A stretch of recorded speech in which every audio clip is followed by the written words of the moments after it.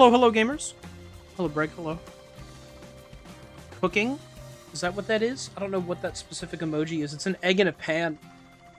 I imagine it's not called egg in a pan, but you know. Anyways, hats in time. We gotta get our green timepiece for the day, of course.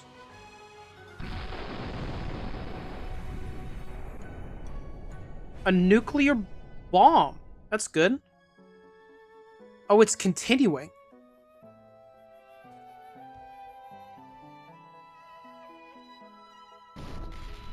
How lovely. Wish I was an egg in a pan. Hello, Rhyme. There's probably worse things you could be.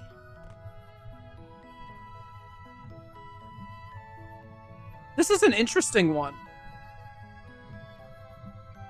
I think that's just there. Does it cover the whole... Oh, I don't want to stand there. Oh my god, that was horrible. It does have an edge. Oh. Oh, oh! It shrank again. Cool. Hey, Catcube. It's time to green? It is time to green. Let's just get greening, you know? No way. You're so right. I have to turn the thing on, though. I just realized. Oh, the summer event is happening. How fantastic. Was it enabled by default? Don't know. Cool. Hello to Clint. Hello, Chiefy. What the hell is happening? Oh, don't worry about that. Don't worry about it. Okay, we landed on singular pushy crow on a textureless block in space that you can only defeat if you're fast enough. The whole thing with this level is you have to jump immediately and homing attack. Why is it so far? I need to land...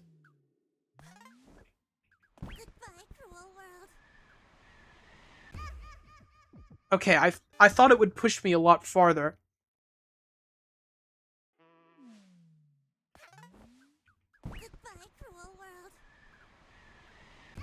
Okay. How do I just... Maybe I don't get hit by the guy. Maybe I can make that. That was just a foolish thought. Okay.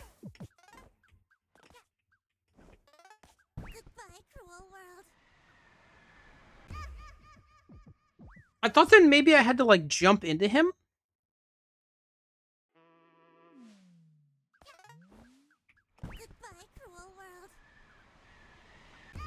No, we curve pretty quick. Maybe use the ice hat to die faster. Not a bad idea, Breg. It worked. Maybe use the hat to find your objective?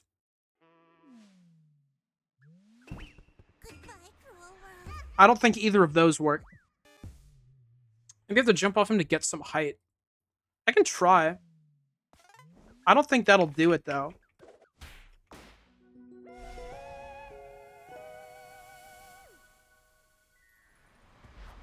I don't think I got any height from that.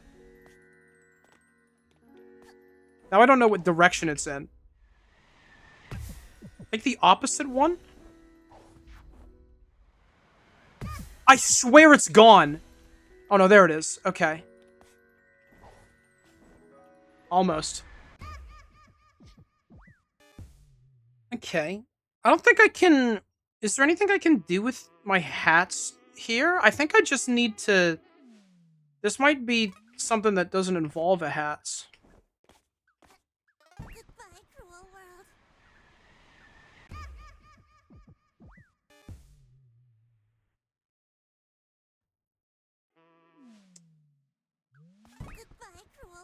My bad. I wasn't fast enough. I need to... I don't know what I need to do. That's actually the...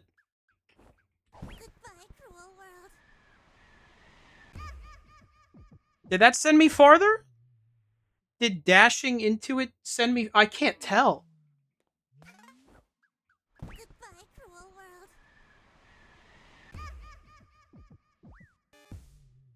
Part of it is the way this is set up makes it pretty hard to...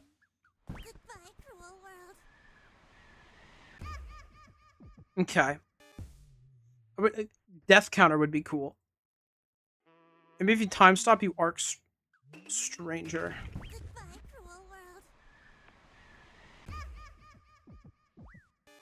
I don't know if that's true. We're gonna have to try it again. I failed?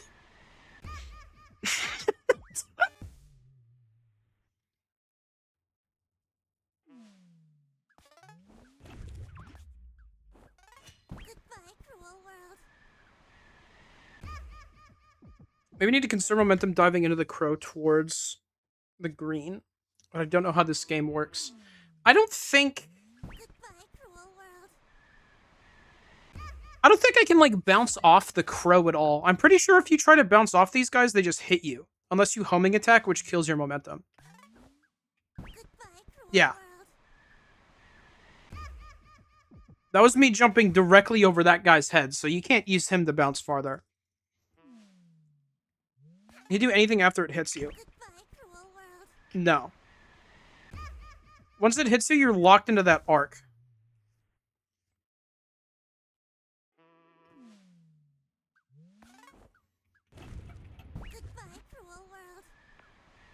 Okay, time stop does nothing.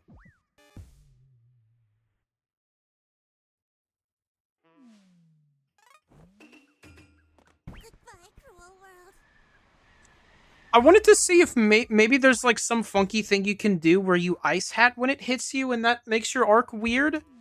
It looks like it needs to hit me straight forward. Well, I actually ice hatted, but it didn't look like anything happened.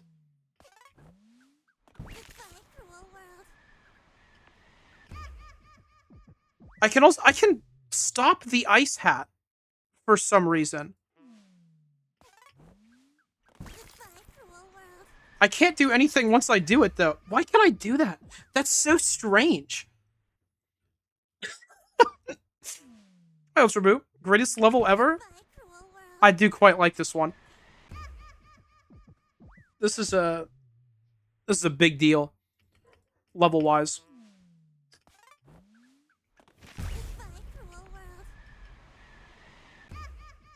It looks like it can hit me while I'm iced.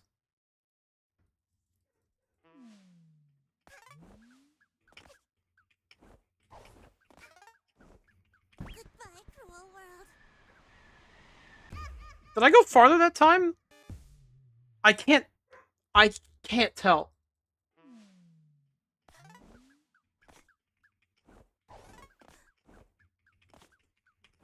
I'm trying. Hold on, man. I'm trying.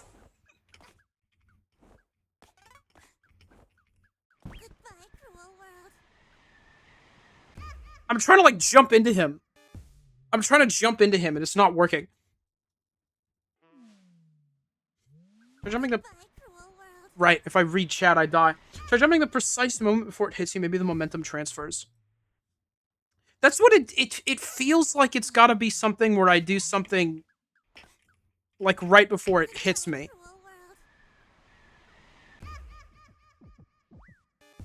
But I don't think I can tell if I actually do that.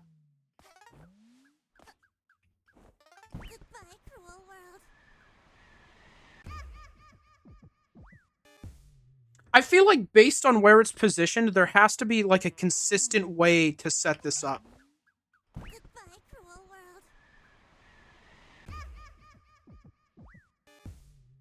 It feels like there's gotta be something consistent you can do here.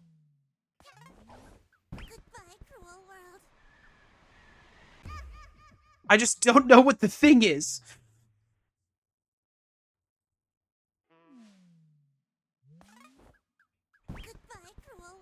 When I've got it, you should use the long fall badge to slowly float into the void instead of falling. You're so smart. You're so smart. The good old... The good old... Yeah.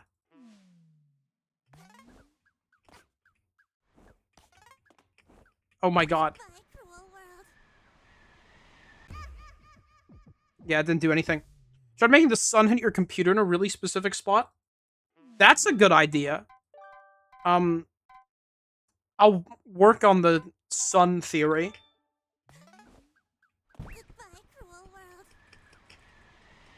Dude.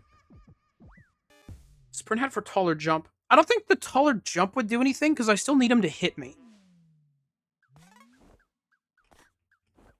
And I don't think I can get him to hit me out of a jump. Okay. A sprint jump specifically, I should say. This is a tough one, man!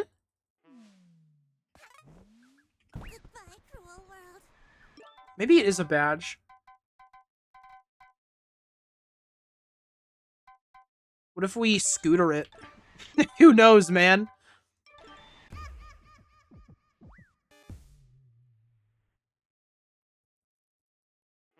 Trying anything at this point.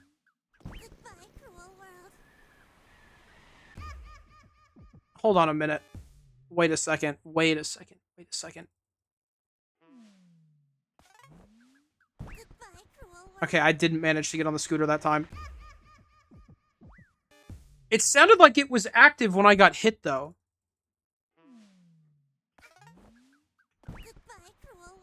Okay, I need to actually get the scooter to work. Tried using the golden hammer from Super Smash Brothers. No, that is a good idea, though.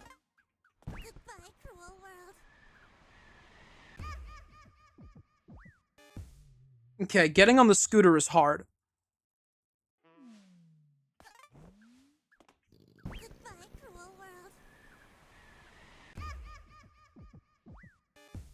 I don't think that did anything, but I couldn't see.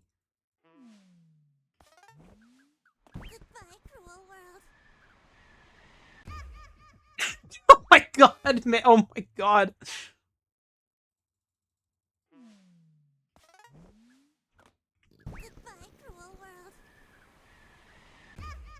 Well, I'm on the scooter.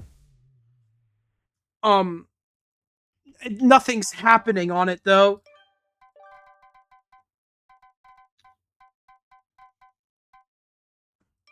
Maybe I could try to take a picture?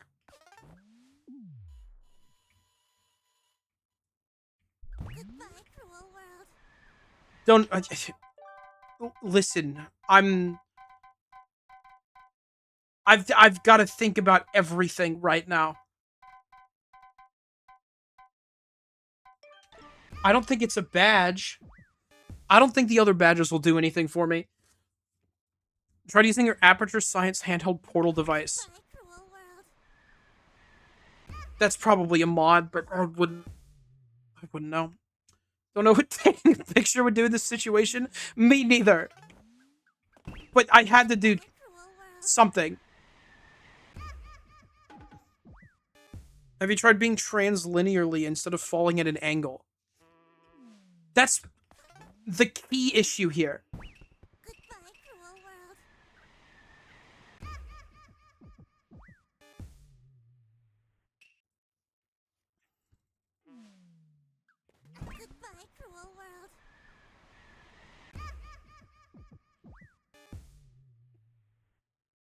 What happens if I sprint straight into this guy? What'll it do? Was that farther? I don't know. I don't know.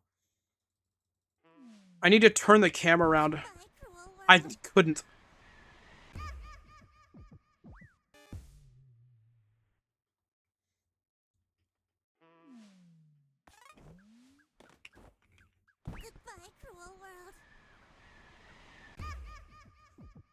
Have you really been trying? I have. I've been trying the whole time. I've been trying.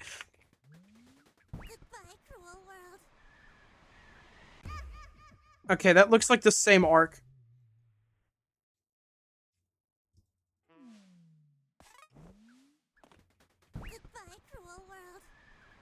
Yeah, that's the same arc. Okay.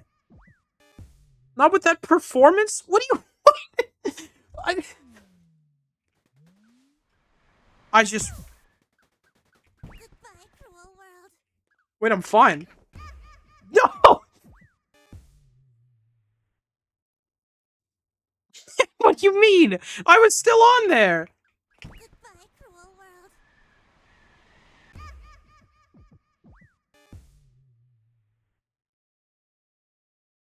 Okay. What is the puzzle here? Have you tried calling your friend Jamiroquai? Who are you talking about?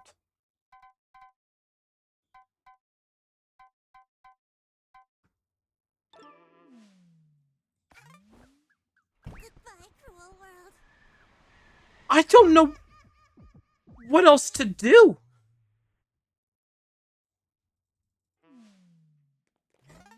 Goodbye, cruel world. Everything I'm doing is giving me the same arc. Goodbye, cruel Tried hitting the world. gravity switch? I don't have one of those. And that would make me just fall in the opposite direction and still die.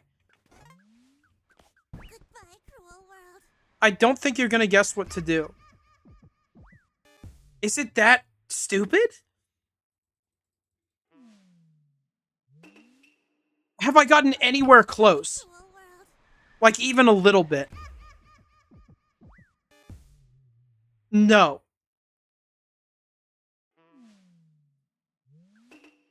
Goodbye, cruel What do world. I have left? Have you tried jumping under the block to access the hidden barrel? Oh, of course. Naturally.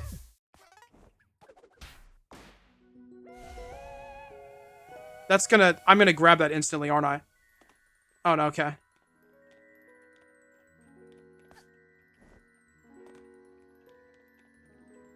Do I even use the bird? I mean, I have to use the bird.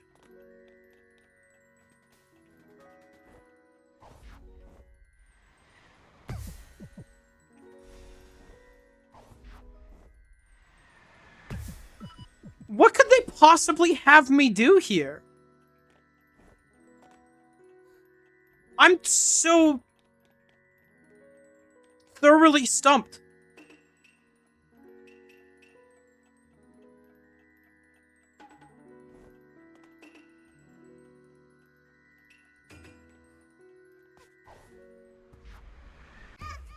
I thought that these, like, don't involve glitches. I thought that's the whole thing with them, is they don't involve... Is there some interaction that I haven't tried?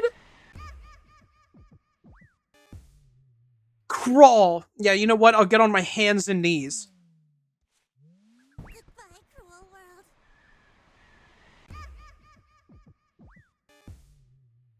world. Let me jump over him and crawl.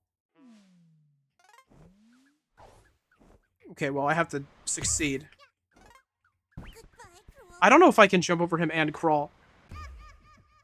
Let's see if crawling does anything before I try to do something hard with it. Goodbye, cruel world. No. That was a good idea, though, genuinely. Doesn't involve speedrun tricks. It's like some specific... It's like an... Goodbye, cruel world.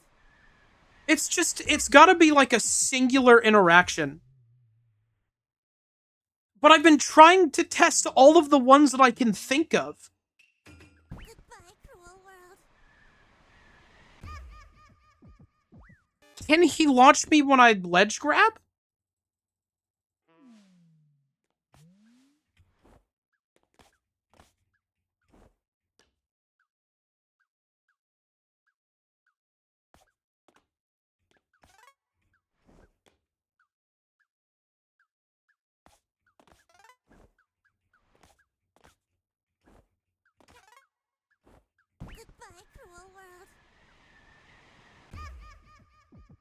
I don't know. Tried using the Metroid Prime X-ray visor to find the hidden Goodbye, platforms. cruel world. No, I should have really thought about that, though. Maybe there's some block that I have to bomb to open up a Goodbye, cruel secret world. pathway. I tried looking the answer up on Wikipedia. I feel like I'm about to try that one. Goodbye, cruel world. I can't even get into the position to do a ledge grab. I mean, I've been here for 20 minutes.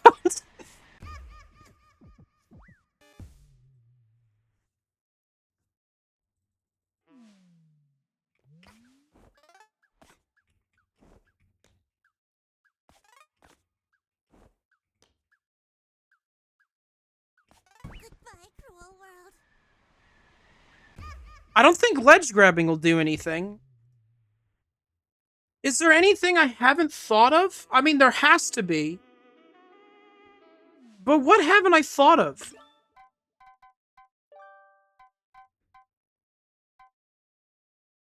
Brewing couldn't mean anything. Dweller couldn't mean anything. I tried the time stop. I tried ice.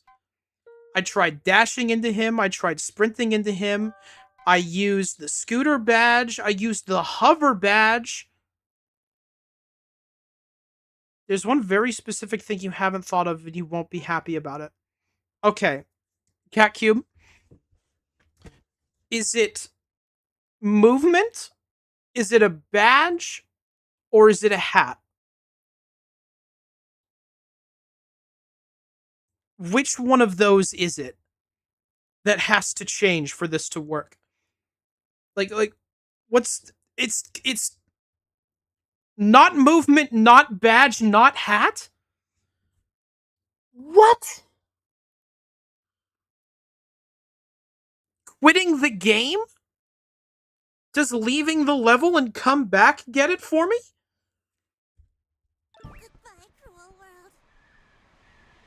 Close. What what do you mean close? Goodbye, cruel world. The retry button?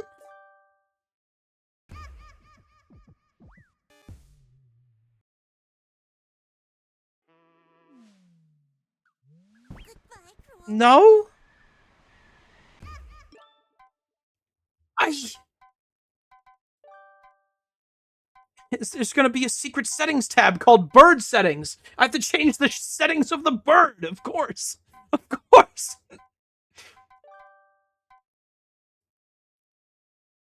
Assist mode.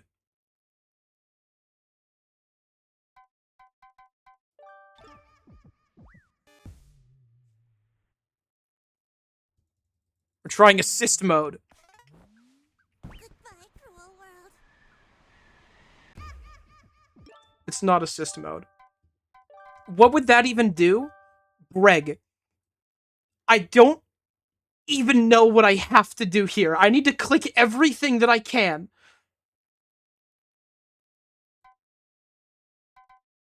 Disable mods. Of course. I don't know.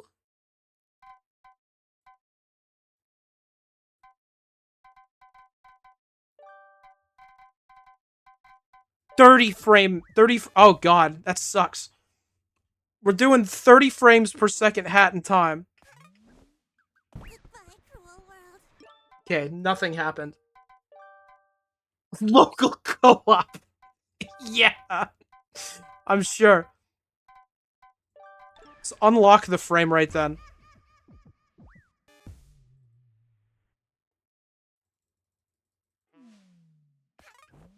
Goodbye, cruel world. Unlimited frames or no frames. It wasn't that.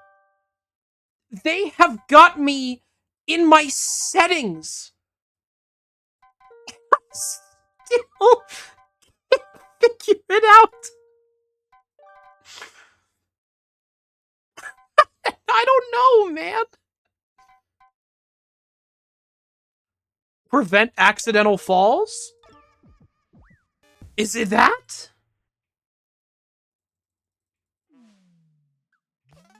Goodbye, cruel world.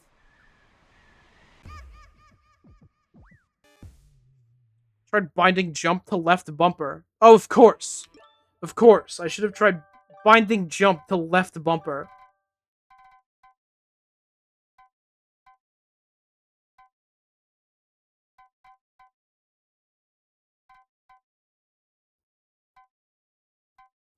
Auto jumping? Auto jumping? Goodbye, cruel world.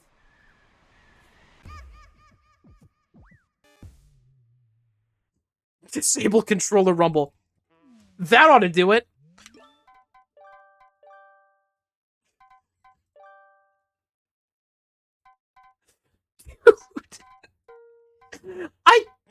I don't know. You have to change my out of focus volume. What is left? What is left? Goodbye, cruel world. I haven't tried emoting? Maybe it's emoting.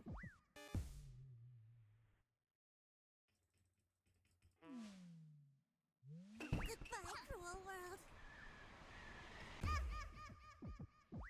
I just hit the sticker. Goodbye, cruel Okay, Boop is there.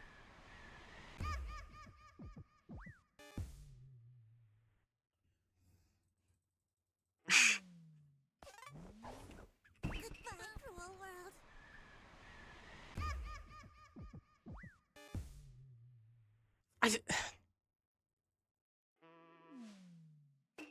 Goodbye, cruel world. Okay, that definitely didn't do anything. That definitely didn't do anything. I'm gonna try dancing. Goodbye, cruel world. That also did nothing.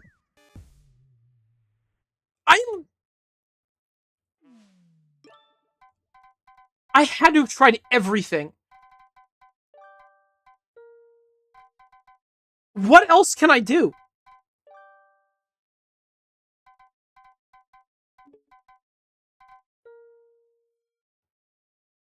Thought Boop did some crazy things in speedruns. Yeah, but I think that's in like older builds. And there's a whole bunch of stuff with it. I didn't think it would do anything here. I just thought I would try it.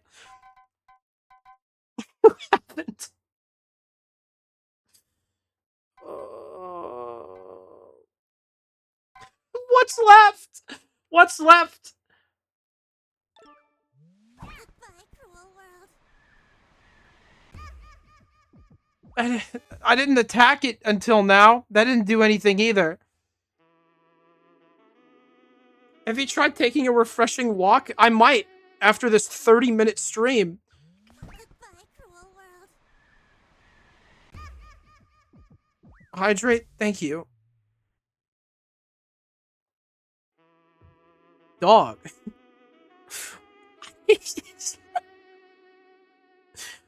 This is the hardest green in the game. Goodbye, cruel world.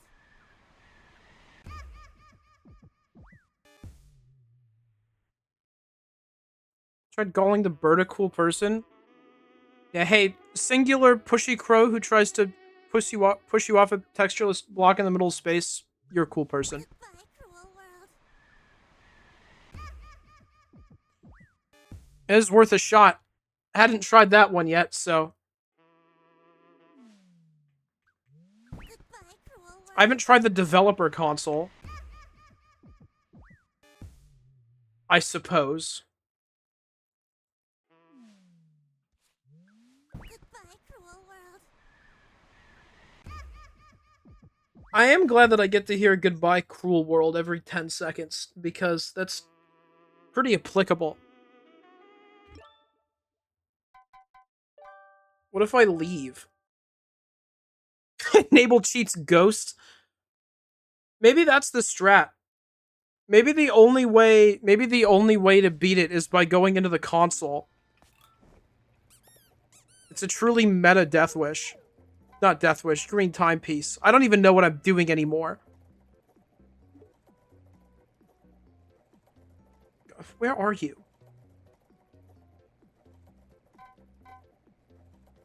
That's 200 of them. I can't deal with that right now.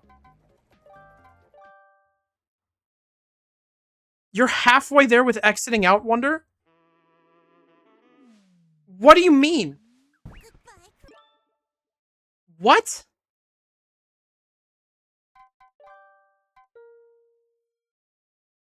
Huh? I have to actively leave? What do you mean by that? Have you tried embroidering a bridge with your 84 yarn? Why'd you say 84 and I have 83? That scared me. You must be able to see something that I can't. You did just say that you get it now. What is there to get?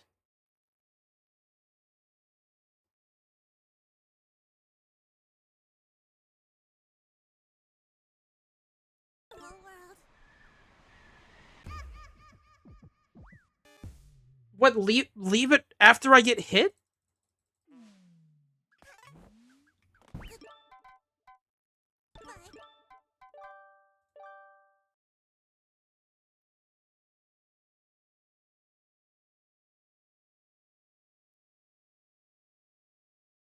It looked like I was starting to go down there.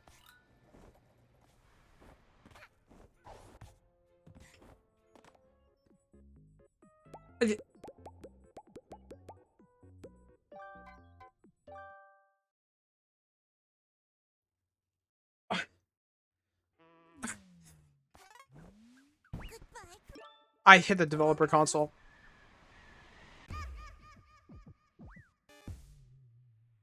Maybe if you entered the level the right way, it could work. What does that mean? The right way?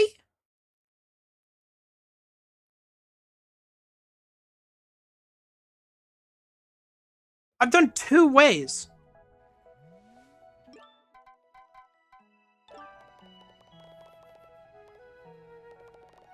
God.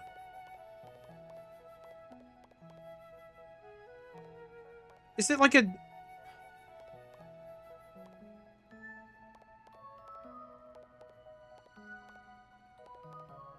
don't even know which... Does it have a death wish? If it was a death wish, it would be purple. It can't be this. Entered the level the right way?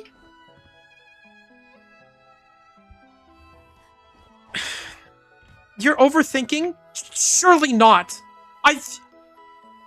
I mean, I guess I have to be because I have to think of everything.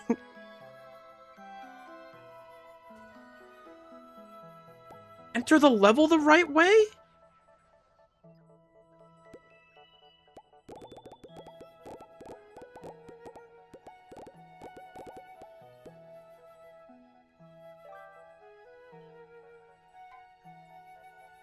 Maybe you need to upvote it first.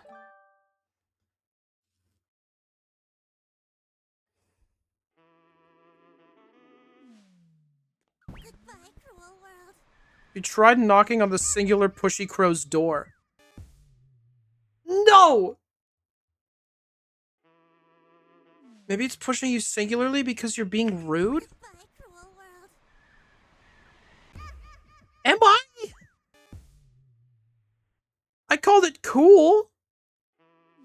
I didn't think I've been rude. Goodbye, cruel world.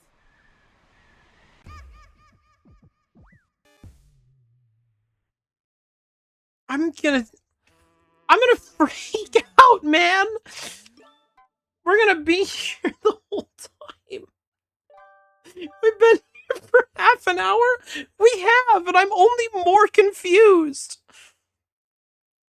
I don't even know. I don't even know. What else can I do? Why is it about leaving and entering the level? What does that change? I'm trying to understand. I was trying to approach this, like... really analytically in a way that made sense. Where I tried all the things that I could think of, just anything that would interact with something differently, and everything has had the same result. And I don't even know what point I'm at now. I don't even know what we're doing. Want to check the bottom right of your Death Wish map? Ship shape but good?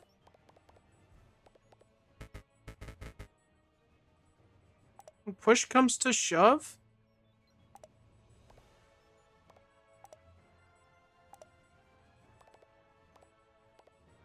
Which one of these? Nightmare King Cosmic Snatcher, when push comes to shove, which is about the 200 crows. There's this one that's hollowed out. Ship shape but good. A brief farewell. What do these have to do with anything?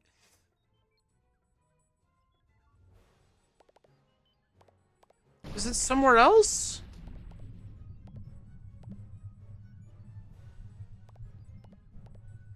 I thought I was told I was overthinking it when I opened up the Death Wish map.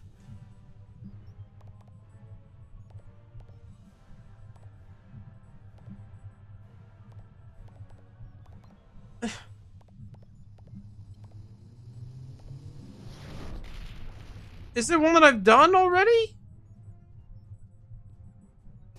You were overthinking it when you thought it'd be purple?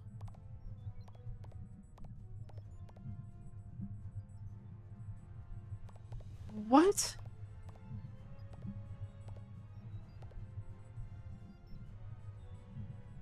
I don't even see it.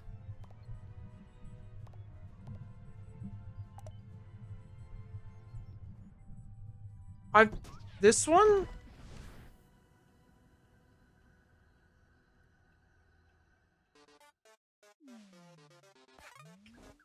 Goodbye, cruel world.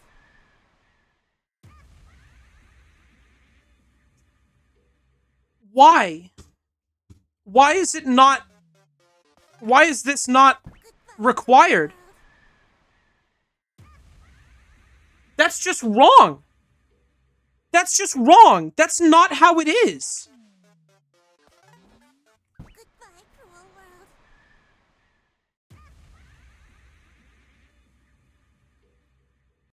Is it even still a puzzle if the solution just goes against Goodbye, cruel what I've learned before? It's supposed to be purple if it's in the Death Wish.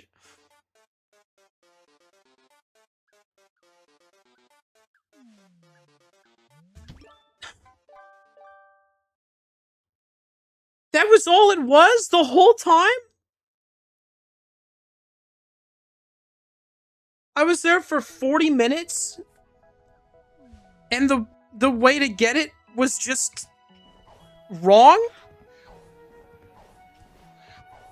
Cause like, if it was in the regular level, but it's unobtainable there. When they're in a Death Wish, they should be like that. Hey, Snad. Should have been crawling? That would have been cool. Said at the start it was a puzzle. The puzzle is that it's in the original level, but you need the Death Wish for it. It's only purple if it's only in the Death Wish. That's not a puzzle! That's a trick! What the heck, man? I don't... What? Why? Whatever. I have to run an ad. Man, that one made me sad. I thought there was, like, some really cool, super obscure hidden thing they wanted me to do. And they just... That was it?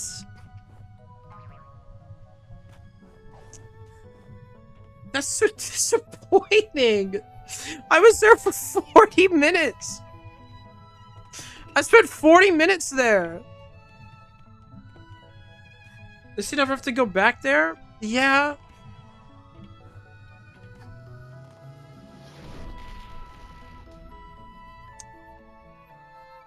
Why wasn't it just purple? If it was just purple, it would have been good. It's like they thought that was too easy. So then they just tricked me instead. Man.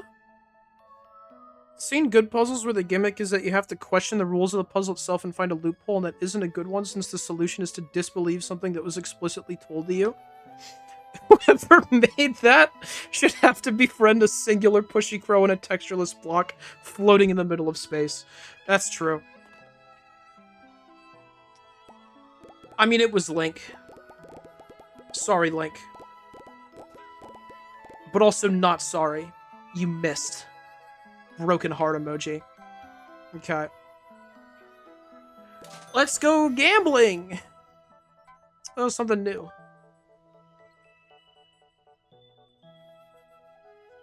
And I gotta talk about people from 1979 as if they could still be alive. That's cool, Breg. Okay. We've got, Fractured Relics. This looks pleasant. That looks sweet. Let's go to Fractured Relics. Tell you who placed the green when you collect it. Who wasn't in order to hit Pushy Crow. Oh, yeah, that's why I said it was Link. Because it was Link on a textureless block. It's true. Okay.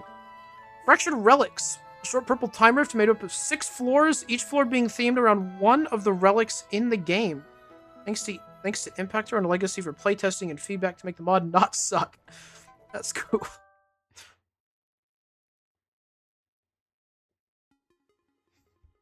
Alright. Oh! Them's the relics! That's cute. Only top half of burger. Scary. Okay, well this time we gotta keep our eyeballs peeled. We are in burger. This is shocking information.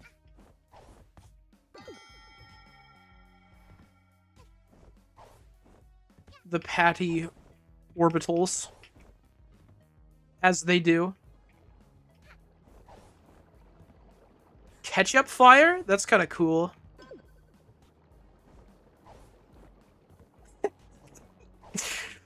Burger. We burger. Rest of the stream is going to have a completely different vibe because of a single bird. Yep. I'm going to keep bringing up that bird that I hate. Those are kind of cool. Little ghosty trains. Sideways pine trees?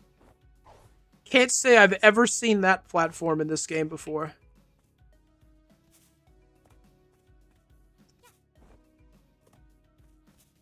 I'm starting to forget that I need to, like, look for greens.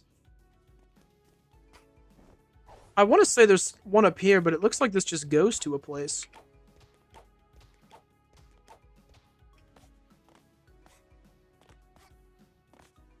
How are they gonna hide the greens here? This seems so open. Oh, I like big train going around. It's cool. Whoa, Holes in bridge is scary. Don't do this to me. Oh my god. It was a strategy.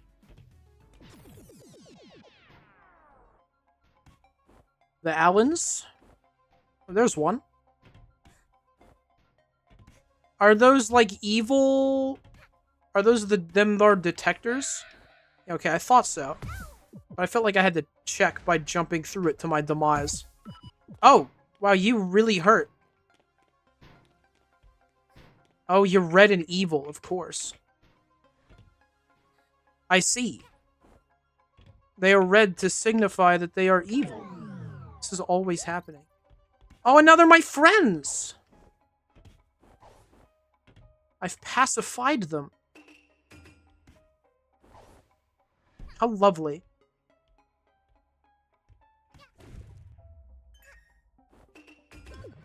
This is nice and pleasant. This is a fun little time, isn't it? We're just all about good times here. The only thing is that... Oh my god.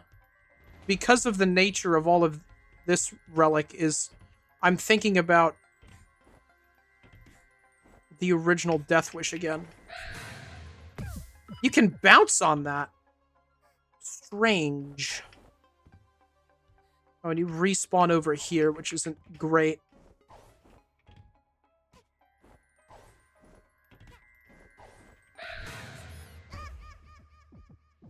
Okay.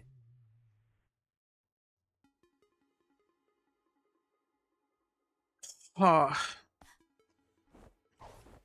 Alright. Okay. That's fine.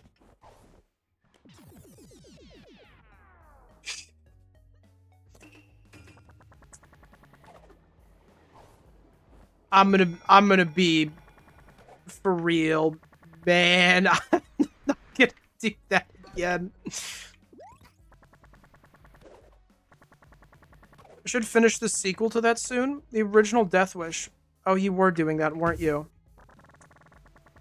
Yeah, that would be great. I would love to do that again. Okay.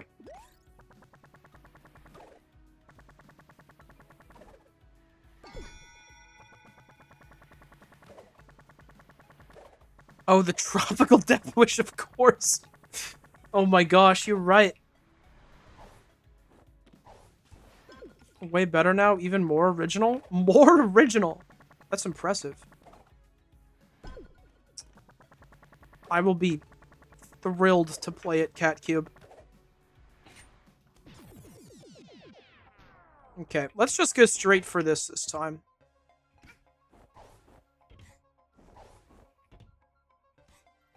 I mean, I think it's as simple as... I feel like I'm intended to just immediately hit that if I try to bounce off that thing. And it just hasn't worked.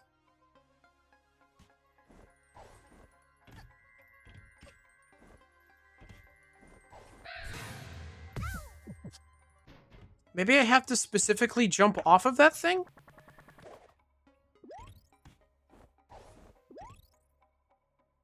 I can reach it from up here, probably. I might be foolish.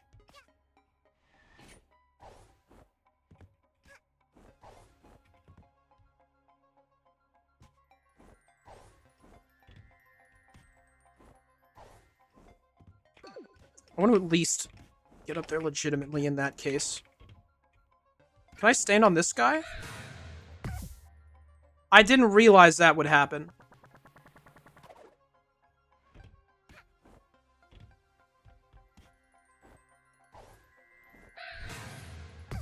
You're kidding me! Come on, man.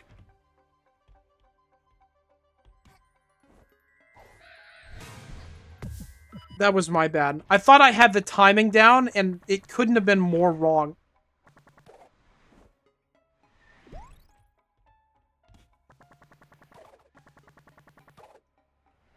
I'm about to run out of health, though, so that's great.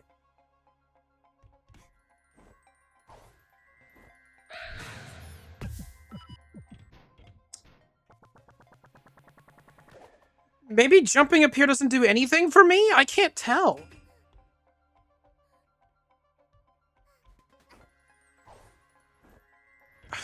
I don't know.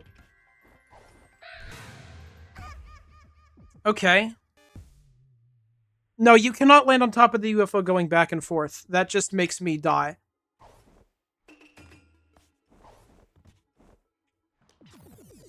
The bit that sucks about this is if I die, I have to redo the whole thing.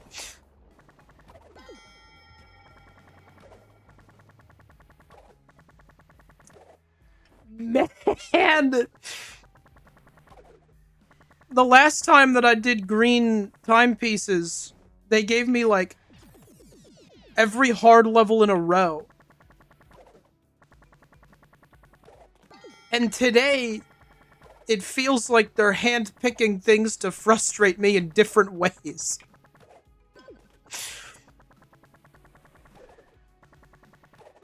Ugh. There's 2 in this one, too.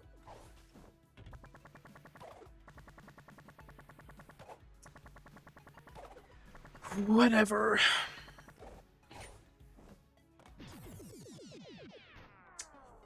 Whatever. Okay. Do I have to approach this one from a different angle? Because it looks like when I do it, it should work.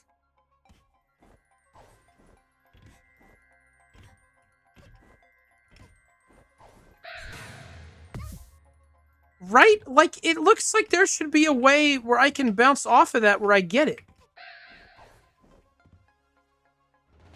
And, like, yeah, I take damage, but literally the last level that I did with the green timepiece made it so you basically got it as you died. And that's what this seems like to me.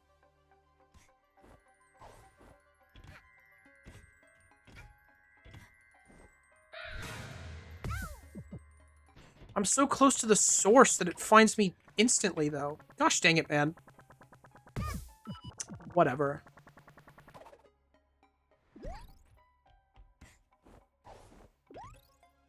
And yeah, Cat Cube, you can't jump off that thing. It finds you instantly and you take damage. I thought maybe I had to jump off the legs, but that just kind of got the same result. I don't know of another way to, like, make me get more height over there?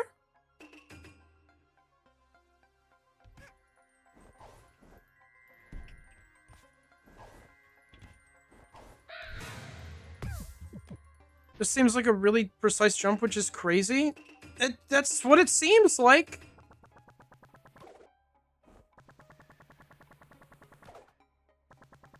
Maybe you can use the ice hat to not get caught. I mean, I wouldn't get caught, but I guess I could maybe do that if I miss, but I think I'd get found if I miss. You know? I don't think that there's an opportunity for this to do anything. No, I couldn't hit it there.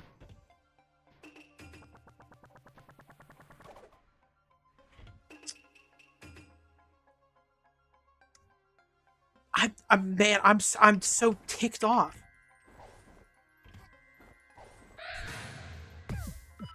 I'm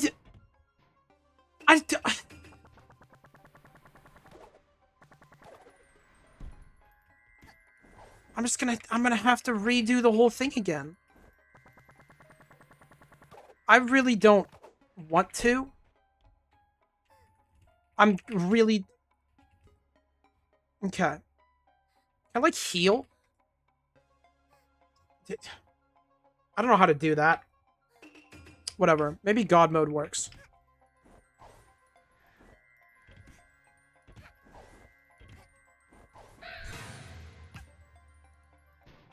Yeah, it does. Okay.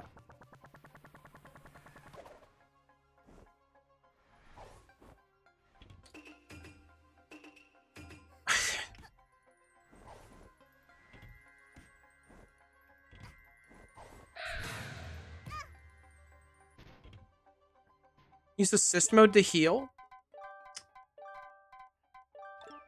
Good call.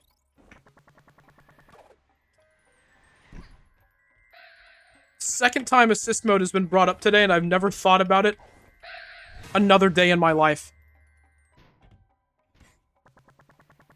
Not been a single other instance. Huh? Maybe you can time stop this? I sure didn't think of that, did I? Oh, I shouldn't... Assist mode makes it so those see me, like, way less. Okay, well, ultimately, doesn't seem to matter.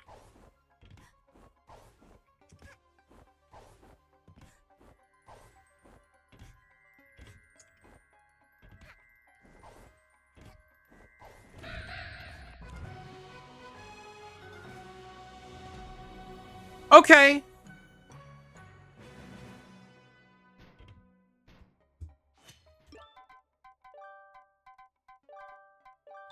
Good.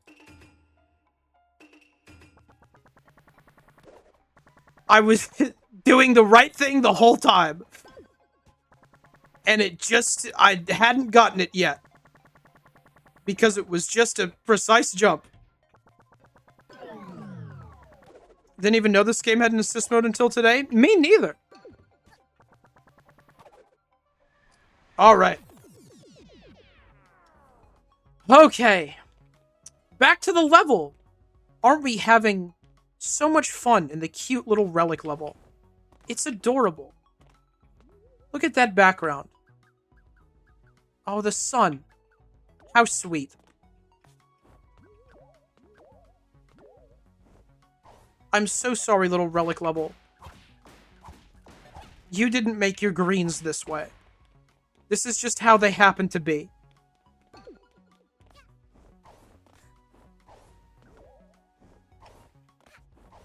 Banana. It's true.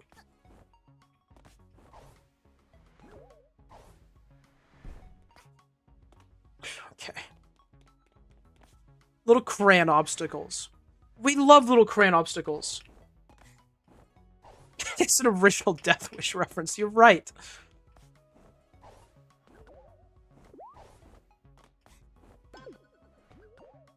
Okay. Is there a green in the box? That would have been crazy. I didn't think it'd be right on the next layer, though. Usually, if there's multiple greens in a level, they're pretty separated.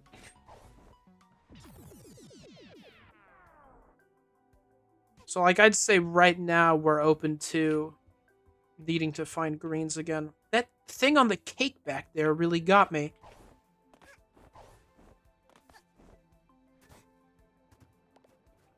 Hey, friendo. I need your help to blow something up.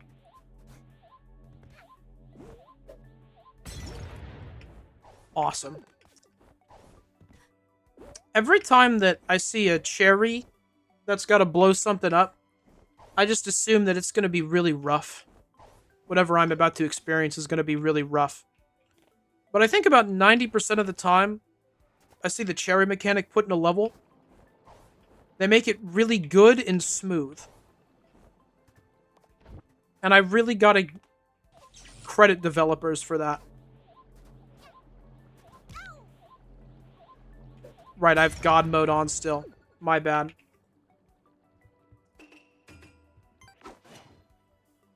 Huh? There we go. Just a long one. Okay. I'm the original joke. That's awesome, Rhyme. Right, you can't... Oh, you can. Never mind. I don't know anything. Ignore what I was about to say, but didn't finish saying. Guess we just have to go this way, then? Whoa! Whoa! These platforms are weird. Hate going all spinny like that. It's funky. Fake a Hat in Time fan? Man, probably. I don't know nothing about this game. Despite having 300 hours in it. I've spent all this time doing nothing.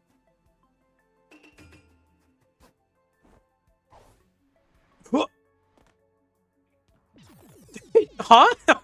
Why did that happen? That was cool.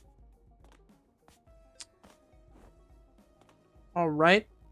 Very Yakuza. I don't want to go over there quite yet, but thank you.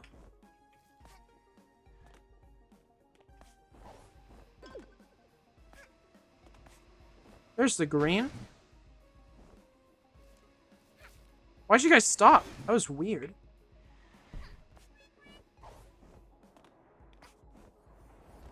Can I just... Here, let me... Oh, that's fair. If I get down to 1 health again, I'm just gonna go God mode again for my own safety.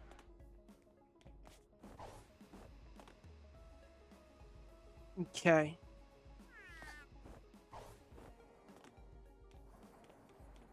I can probably just, like... How do I go... Can I just jump over here and go around it?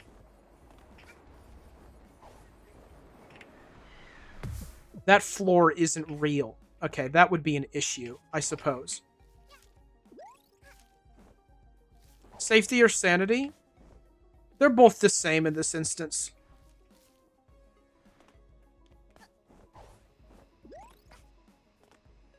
I can't believe that they're gonna do this to me again, man.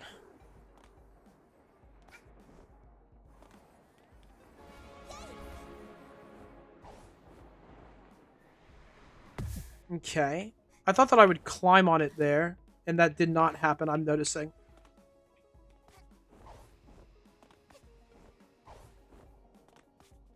Can I get over better on the other side? I don't think so.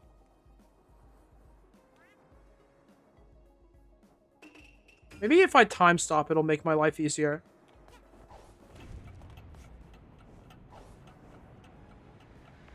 No, I don't think that'll work. That does not seem like it'll work. So we gotta do something else, then, probably. You don't seem to help me in any way.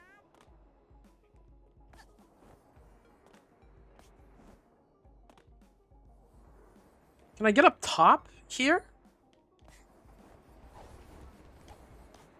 There we go. That ought to do it. Huh?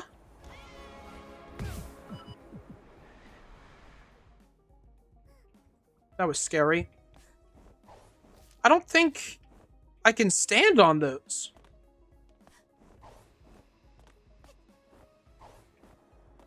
So then...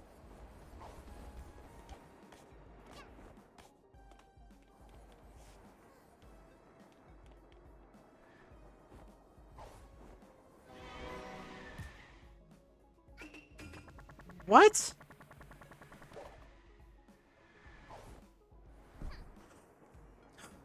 Need to ask a singular pushy crow in a textureless cube in the middle of space to be your therapist to help your sanity and safety? I think so!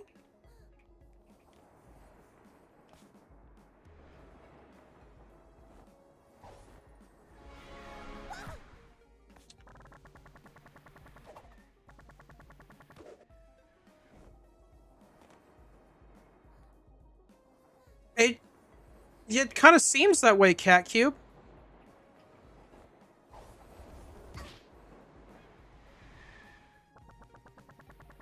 What?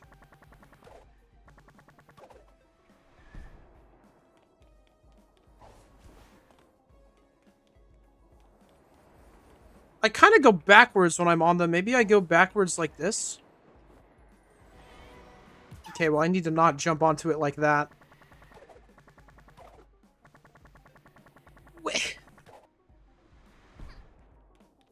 If I didn't turn on God mode here, I would be dying again, by the way. I would be dying again, by the way. And I would have to restart this entire level.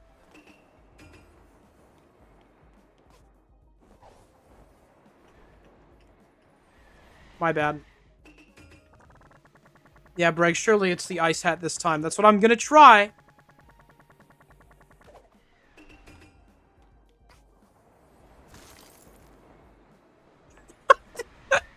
That's a good thought.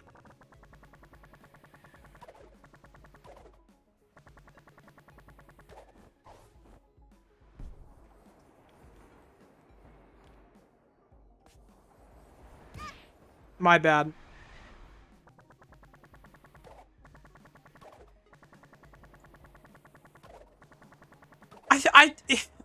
If I wasn't using God mode, like, I would be contemplating ending the stream right now.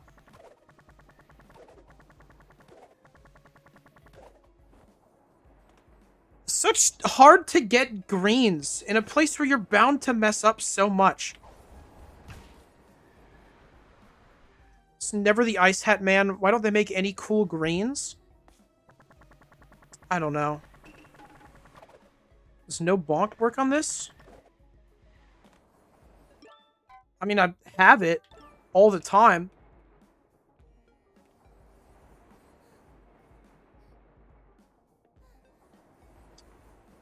Was the trick at all here? I don't know. Nothing's doing anything. I thought that I saw I thought that getting up here would be the hard part, right? Like, this is the bit that you're supposed to figure out, and then it's like, oh, you ride the trains over. But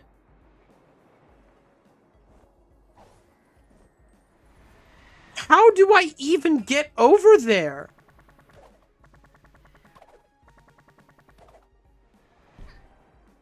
Trust me, you need a singular pushy crow and a textureless cube in the middle of space to be your therapist so he pushes you into the greens.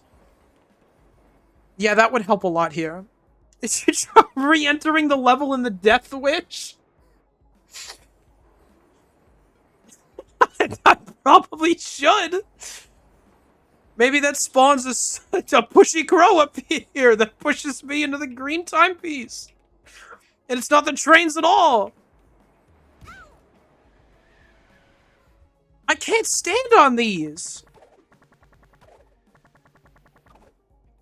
No idea the trains couldn't be modified to not be rideable? No, that's why I was shocked when I went on them and it didn't work. Are they supposed to be rideable here? I don't know how else this would make sense.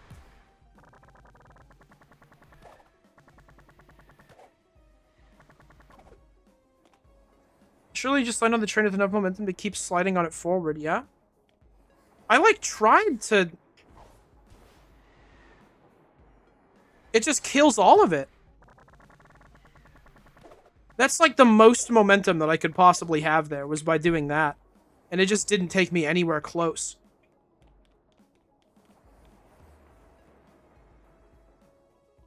If you keep on a dive state?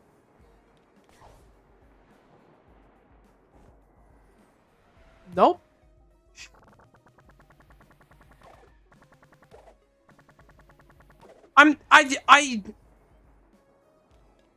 Hold on. Okay. I'm gonna run an ad really quick because I have to again. Even though this is the second level. I'm checking the update logs to see if this level's been updated. No. The last time it was updated was 5 years ago. That was the only thing that I was thinking of at this point, was that these used to be rideable and aren't.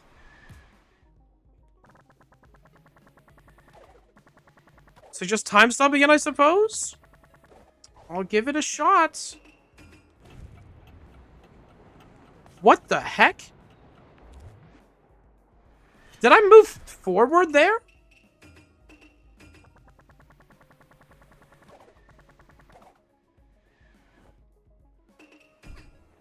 Did I move forward on it? What? Huh? Hold on a minute. Hold on a second. Oh yeah, I mean I should wait for the ad to end. Greg, you might be right. This is so weird.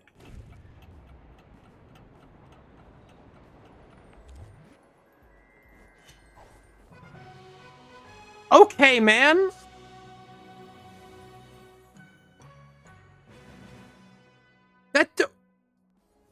What? Why does that work? That just lets you move forward on them. Okay. A third green. Yeah. Third green.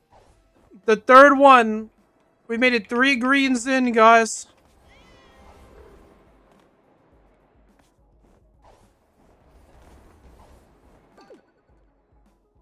So the issue is there again. To even get that, you have to test a bunch of things.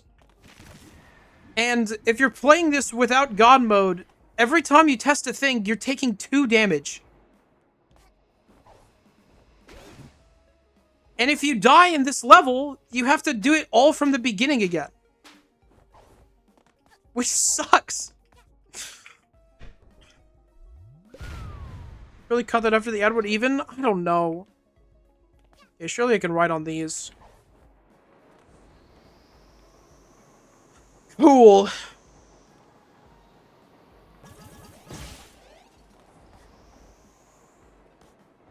We're fine. Oh, there's a... Oh. Today's just the day of evil, I guess? Yeah, I didn't think it would be, because that was last time. Actually, last time was evil levels. Today is just evil greens. The greens, specifically this time, are malicious.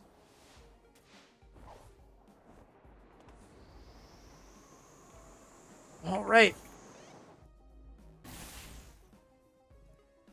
What? Okay. That sped it up, I guess. Cool. Awesome. We did it, guys. Yeah, so every time you fail at that green, you basically have to try the entire level again. I put wah in the console.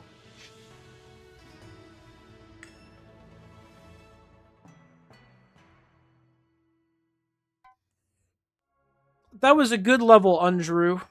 I'm so sorry that I pretty much was just upset the whole time. That was the greens' fault. Your level was cool.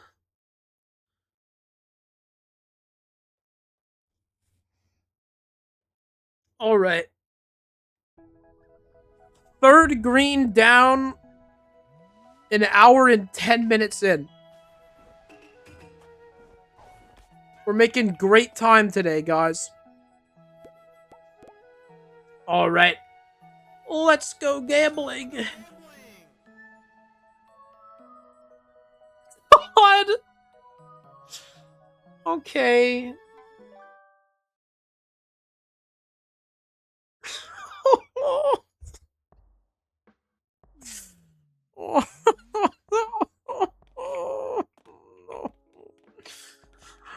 Oh, God.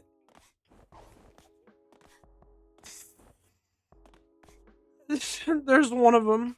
I haven't even done this. This isn't even one I've done.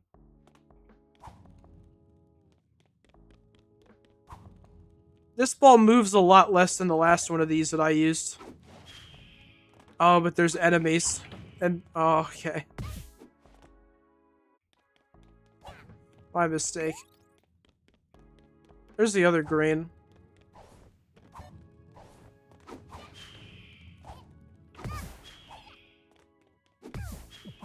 Please just go away, man. I'm not in the mood. Okay. At least there's lots of barriers here. He just jumped into that. Stupid idiot! Imagine being that dumb. Couldn't be me. I'm too smart. Okay, well, I gotta get up there. And I gotta get down there. I feel a little bad for not reading the level description now. This is... Oh, I've only done the Death Wish, I think. Or maybe that's a different... That might be a different thing. Whoopsies. Okay. That looks like it's supposed to nestle in there kind of nice, and it just doesn't do that.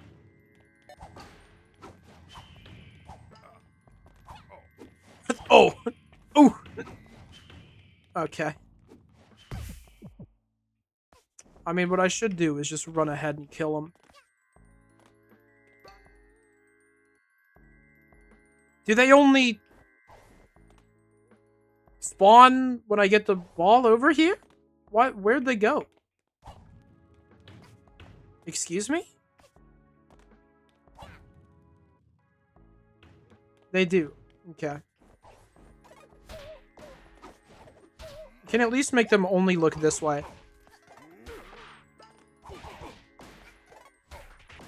There we are.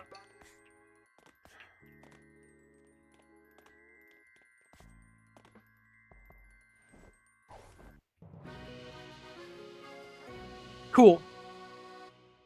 Green dot. Nice. Hey, and you left my ball where it was supposed to be. Oh, hey, friend. Don't forget me. You're so right.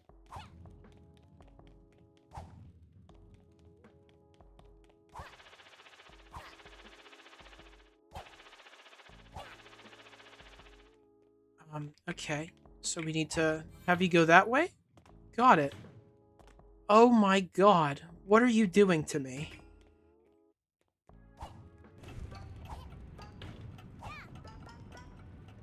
That's going too far. That's crazy.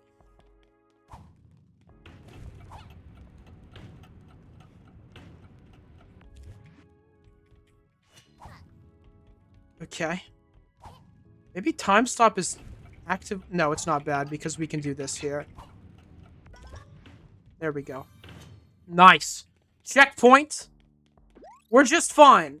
Why is this the least upsetting level today? What is happening to the world? Well, probably because it gets worse. Yeah, that's right now. That's right now that it's happening. Yeah. Yeah, time stop is getting a lot of screen time for today.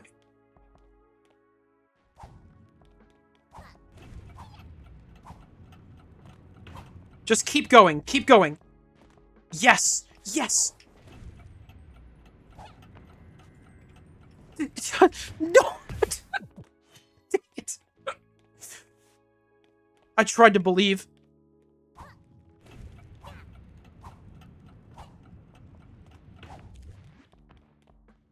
God.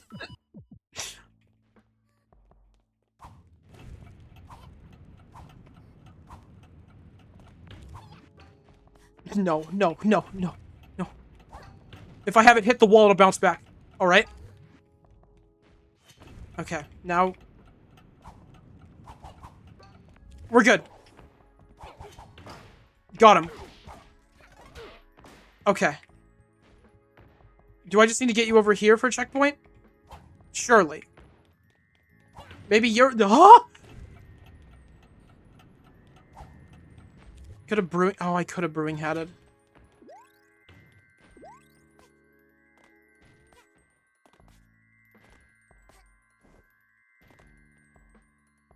Excuse me? What do you want? Oh. Do I have to get on the ball when it goes through that? So how do I open that? Where do I get a key?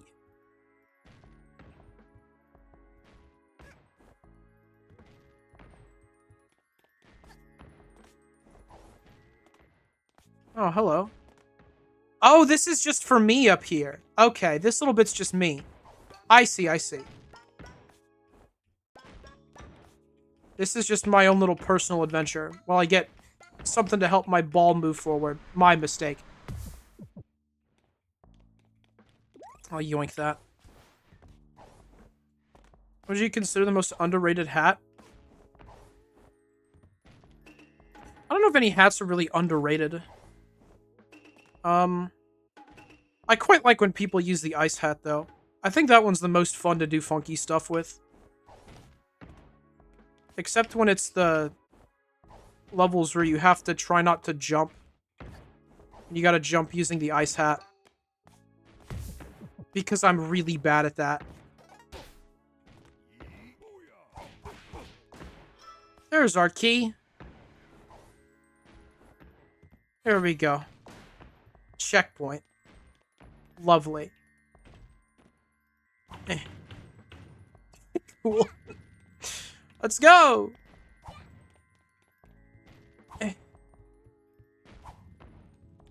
Oh, does it get stuck faster on the, like, the kind of carpeted surface? That's kind of cute. Okay, man. You piece of garbage. Oh, thank you. Okay.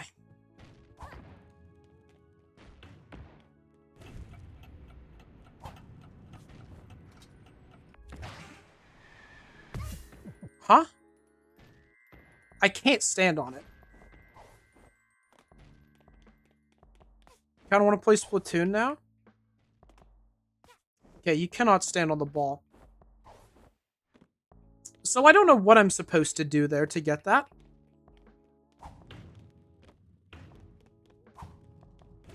I mean, it couldn't be that. You only have one chance. That would be stupid.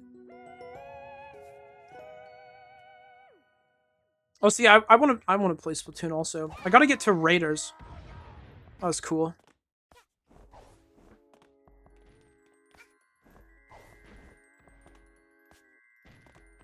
Can I go in this?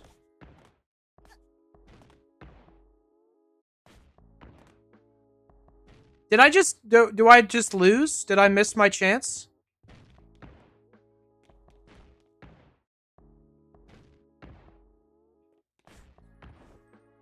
Probably won't pick it up, but I hear good things. Yeah, I've heard good things about Raiders also.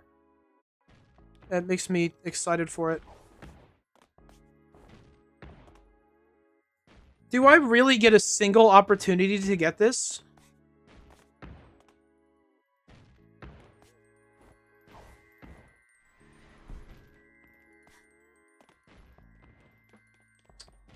Maybe I can jump off of that all the way up there. If I have one chance to get this and I have to, like, redo the level again, I'm gonna just tails up and grab that and move on.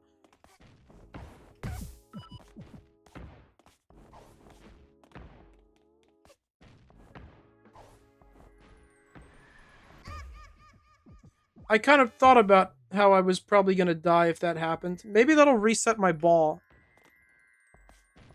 Okay.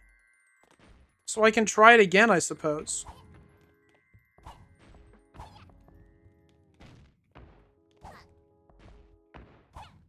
I'm loving every second of Raiders so far. That's good to hear. Do you get the ball all the way up here before that guy spawns? That's crazy, man. Okay. So, what do I...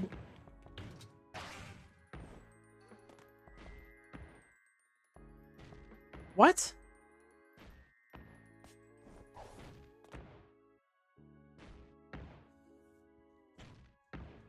What?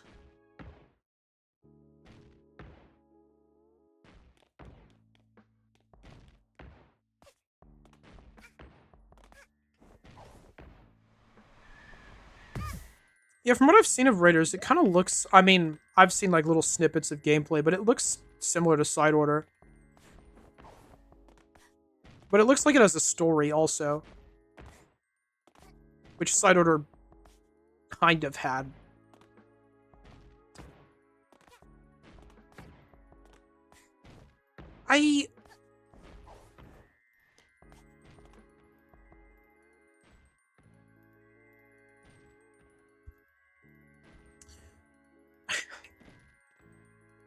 What are we doing today?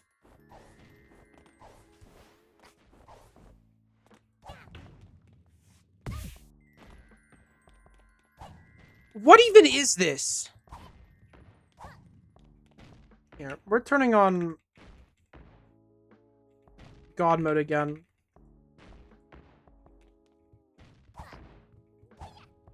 Oh, well, this guy will respawn every time, so it actually doesn't matter.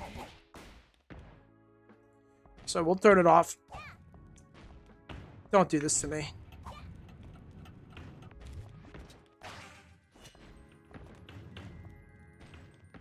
Cool.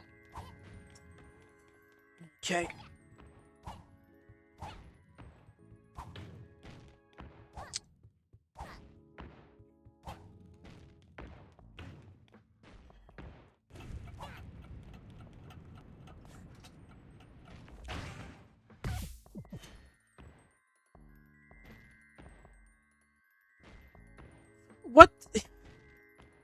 What?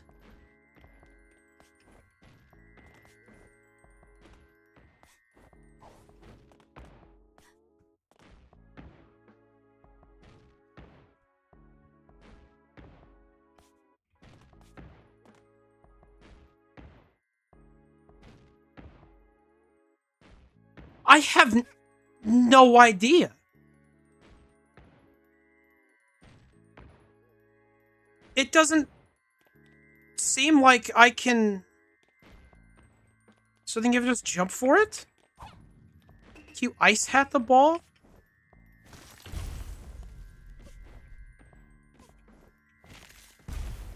That looks like it makes me slide off of it.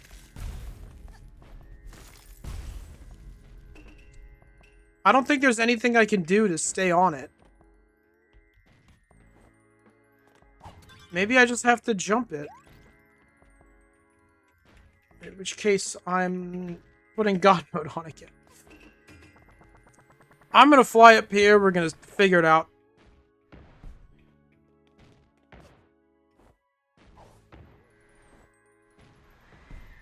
That's pretty close.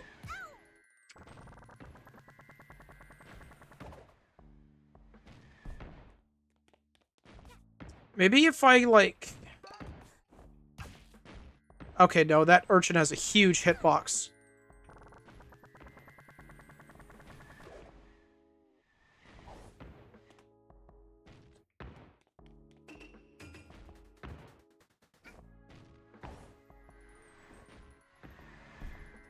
Sprint don't do nothing.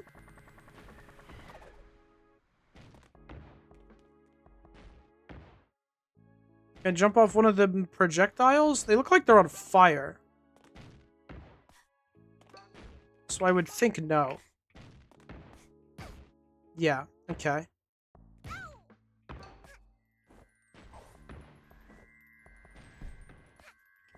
Does that have something to do with the seesaw?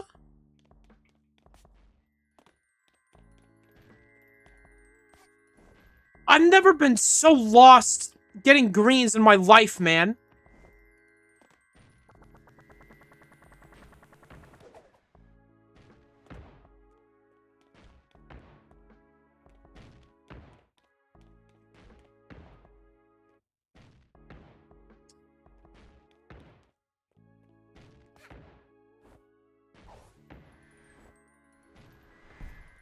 I don't know what more I can... Maybe a scooter jump? Well, see, getting more distance like that, I don't think a lot of these things make a difference. Okay, well. I'll try that again. Because you might just be right and I might be wrong.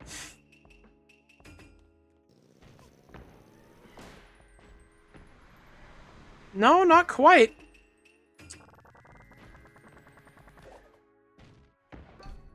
Maybe I can from here. Nope.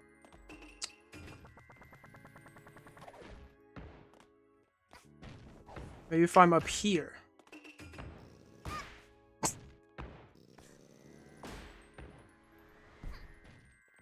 Nope. Yeah, no, you can't dive after a scooter jump. I should have probably said something, just in case you guys didn't realize that.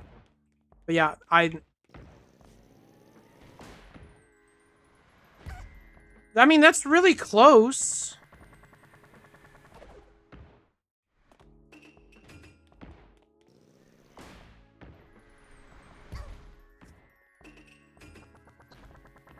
Yeah, it can't have... It looks like it has everything to do with that ball thing, but based on what I did on the ball thing, it does... There's no way it can be the ball thing.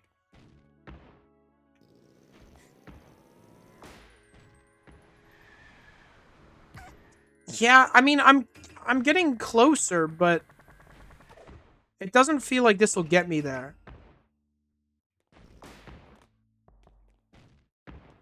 An SDJ probably reaches it. If it does, even if it does, those aren't supposed to be required. And I also don't know how to do them. So I couldn't use that if I didn't. I couldn't use it anyways. Got die boosting off the edge.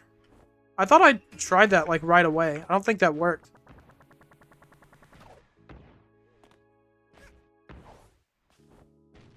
Well, I have to do it again to make it function. Oh my god. Definitely haven't dive boosted. Okay, my bad then.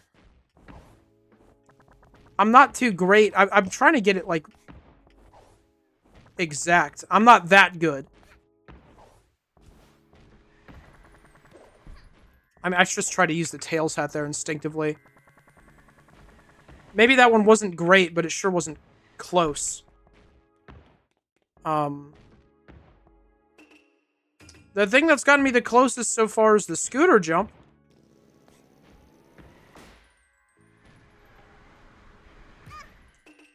If I could... if I could dash after that, I would have it.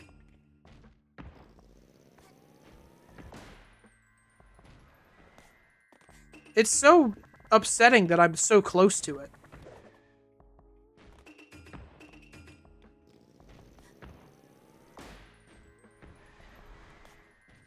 Thought me steering it all fancy like would get me it, but it doesn't seem so.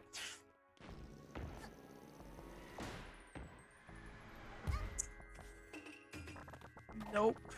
Nope.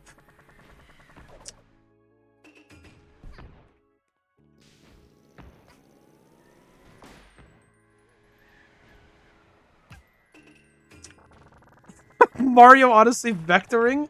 Yeah. I'm a gamer, as they say. I don't know what else to do. I feel like maybe there's like a spot that I can get this where it actually works.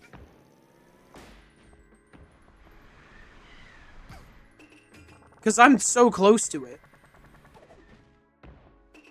And I don't have other ideas.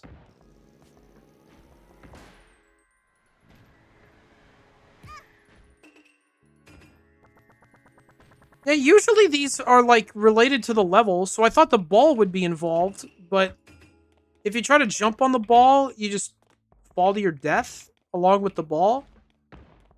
And yeah, I mean, if I could glue myself to the front of the ball, then I could get it, but that's the only way that happens, and I don't think I could do that.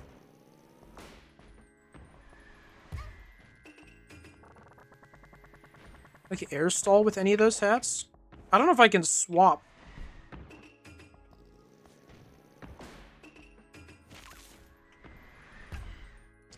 Well, that, yeah, Cat Cube, I tried the projectiles already, but they are, in fact, on fire, so you just die when you hit them.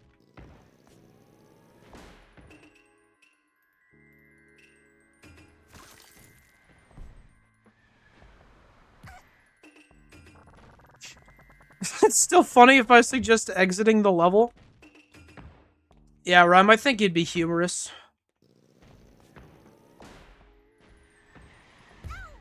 Okay, I think when I was seeing if maybe I was jumping off the scooter at the wrong time.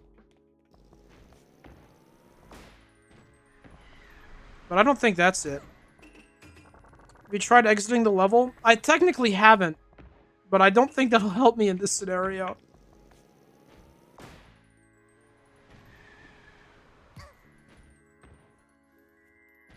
I'm going to play 3 levels today, man.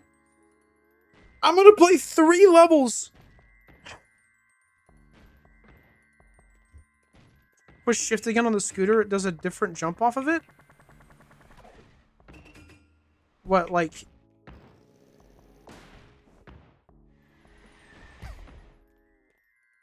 Do you mean... Okay. I thought it was one or the other.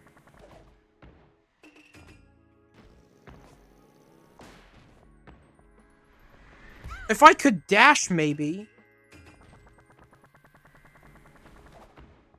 If I could dash after that, it would do it, but it doesn't.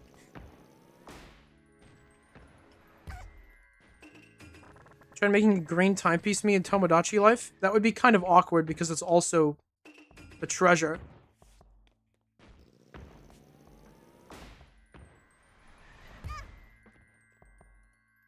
I feel like I'm bashing my head against a brick wall.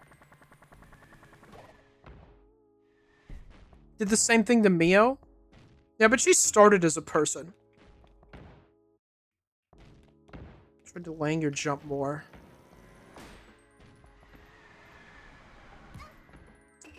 I don't know. I feel like all my attempts before were like hitting the sweet spot and then missing. Like, that's as close as I can get. Maybe it's time for Pushy Crow for Tomodachi Season 2 in 2033. Yeah.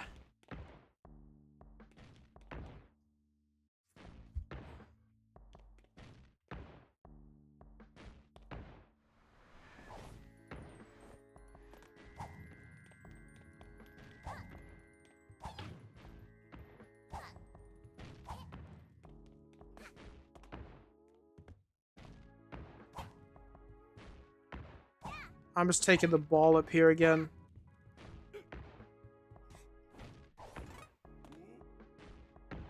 That's cool.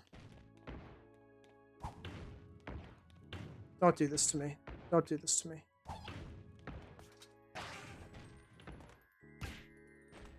Alright. My bad.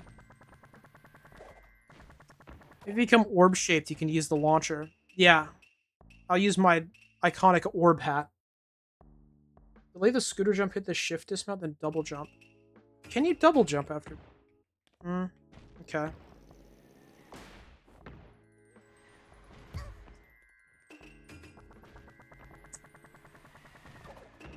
I don't think that I can...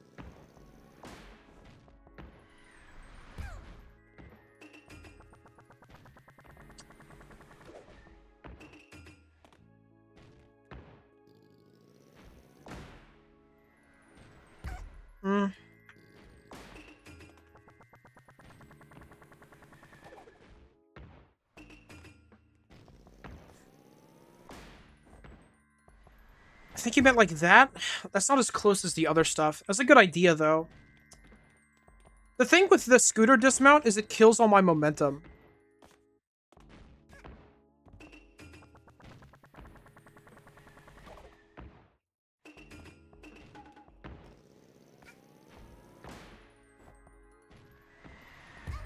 Yeah, I mean, that looks really promising, but it's not it.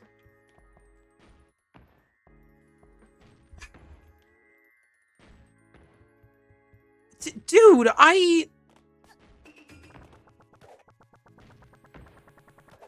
what more can I do here? Maybe I can try that from here? Okay, well, not like that.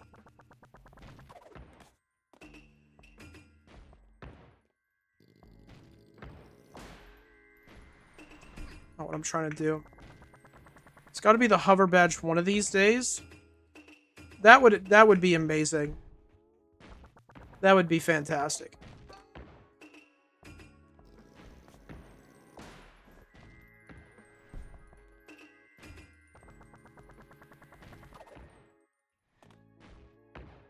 Hello, Saber. Oh my god. No, I'm even farther from there.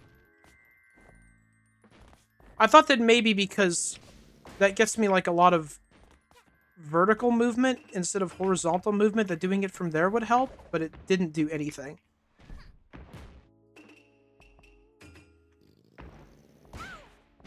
Right. Done for anti-morb. I've summoned my morb orb, the deadliest red ball in the universe. Morbius 2020. I remember when that happened. That did happen. If I could dash after I did that, we'd be in the clear.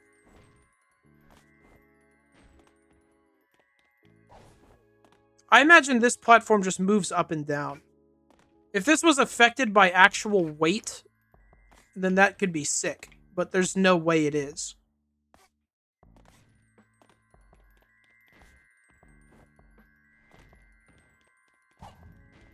I don't know how to get this. Greens have not thoroughly stumped me as much as, like, every single one today has.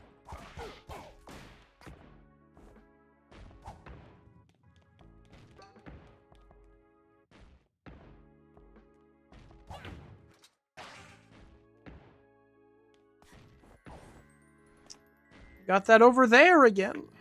So when I decide to complete the level, it's over there waiting for me.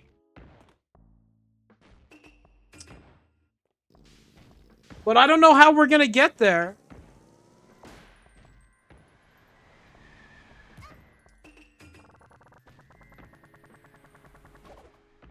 I'm gonna lose it, man. I don't have anything to work with here. This place looks like it's so full of things to try, but it's so empty.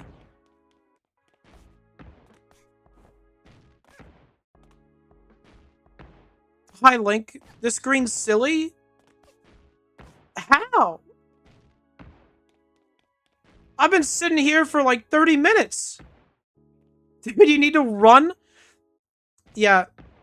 I'm so sorry, Link. Today, I have been having horrible, horrible luck with the greens that I've been getting.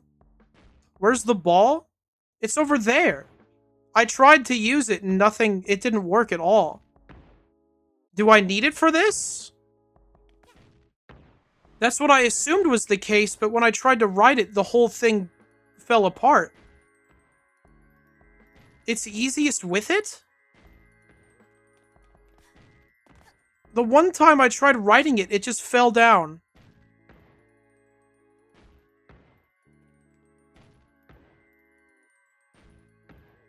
What a... I immediately assumed it couldn't be the ball because I interacted with the ball and it fell. It fell, like, super messily. Gotta board it while it's still grounded? You can't board it. You slide off the ball.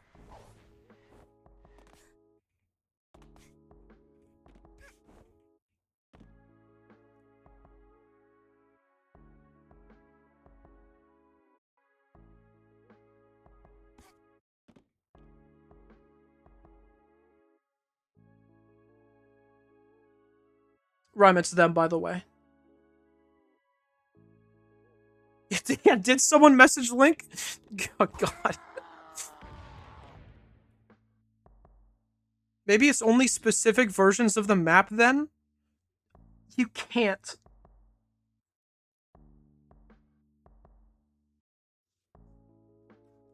Oh. Green signal?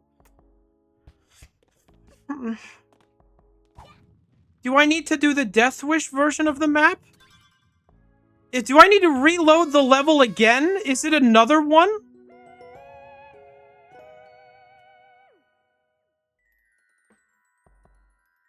In mod variations? Huh? Okay, hold on.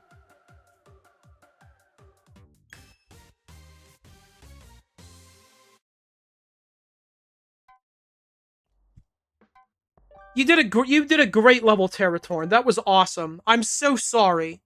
I thought that level was gonna suck, but that was great. There's a hard mode in the level? Oh my god! So I just couldn't have gotten it again? I'm gonna run an ad, sorry. I have to run an ad again. We've done like 3 levels, man.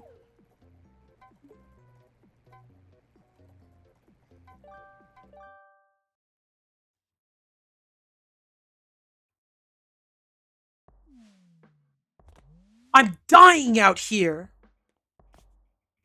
It's just a secret.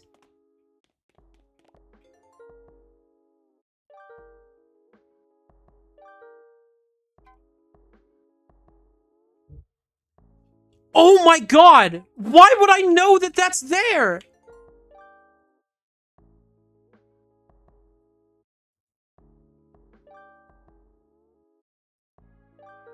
I mean, it can't be that one.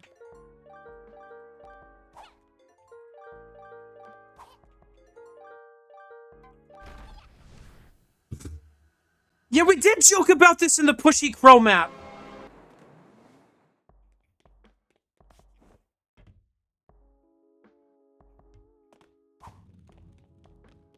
Whatever, man.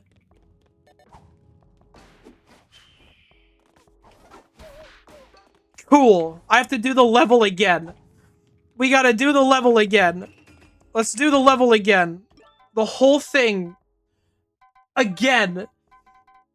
Oh my god.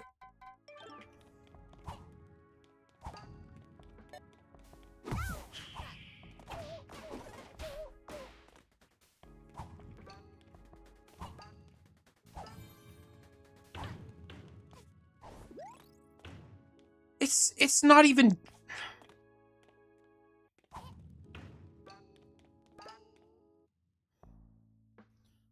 It's just the same, but I can ride on it.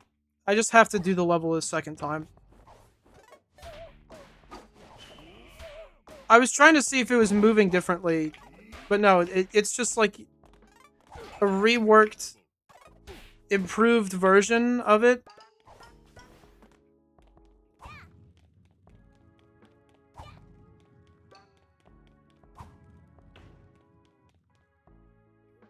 It's actually affected by slopes now instead of needing conveyors.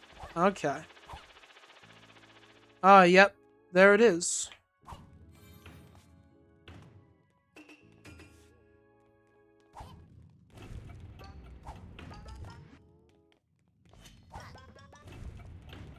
Live.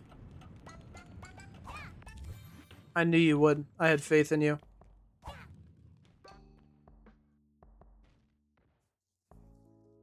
At least it's not a death wish again?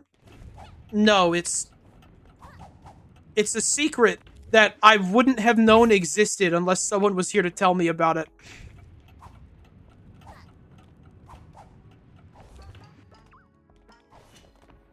Okay. We gotta save this. Unrelated to all this, did you see the Chicken Little Rollsay Wonder? I did. I retweeted it instantly. That's one of the best things I've ever seen. Good save, thank you.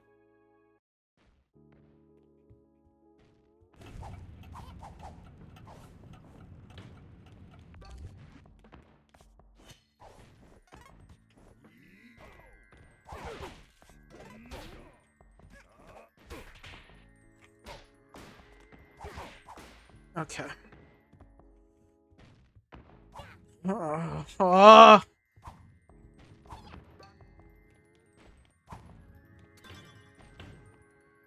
Everyone who appears at this point is going to assume that I'm frustrated at the 8-ball level.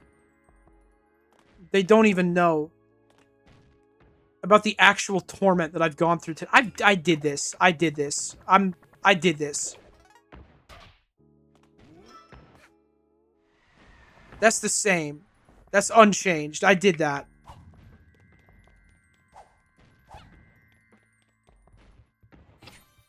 Strictly speaking, you're frustrated at the 8-ball level? I'm not!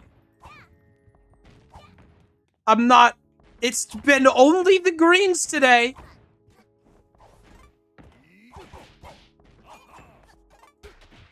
The levels have been just fine.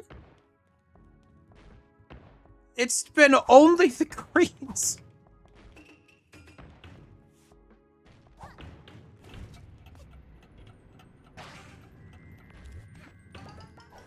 What?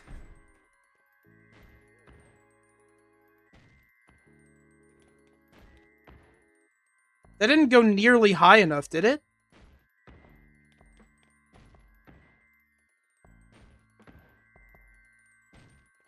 Is that not... That felt like it should have gone higher. Did I jump at a wrong time? Yeah?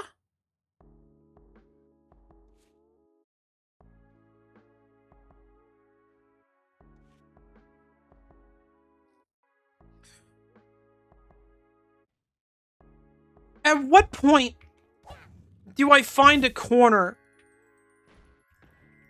and just curl up and start crying. At what point do we do that?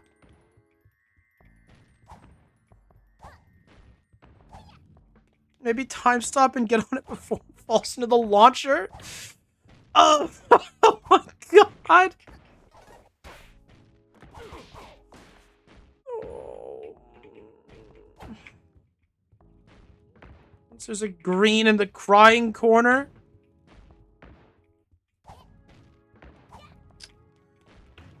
Yeah!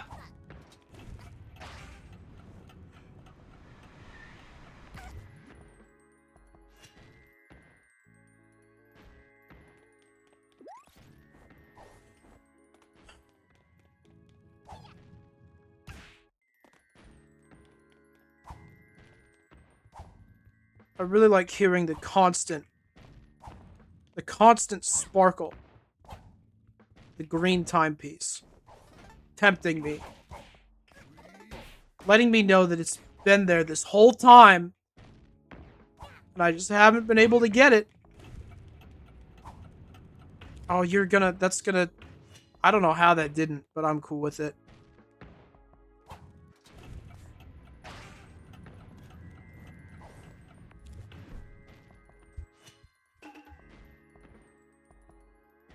I thought this would be consistent, but it looks like I have to jump specifically at the peak. Oh, hi, Terratorn. You've made a great level here. You've done a fantastic job. It sounds like I'm on the verge of tears, but it's okay. It has nothing to do with you.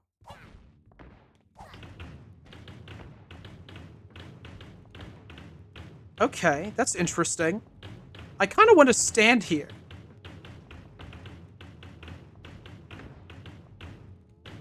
Concussion? Yeah. Okay.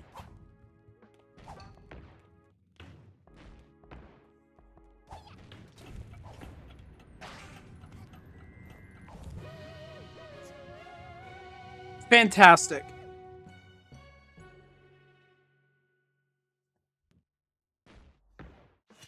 I love how that worked on the first try of the first time that I played through the level. That was my favorite part about it. Or I did it with the reworked version too.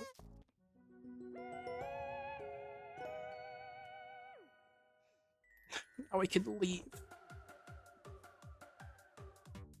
How many is that? 5? 6? Is that like the 6th one?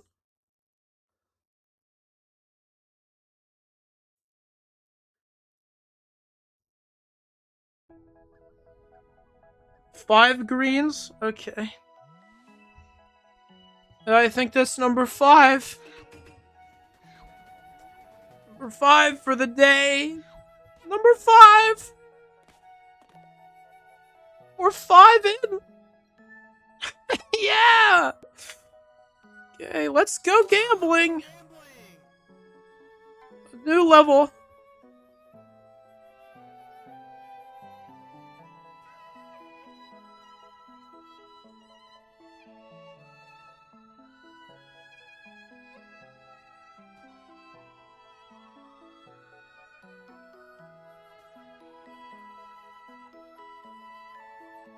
I'm deeply concerned. Yeah, this is a Link level. It's Smots 8. I was sitting there in silence because I was so concerned.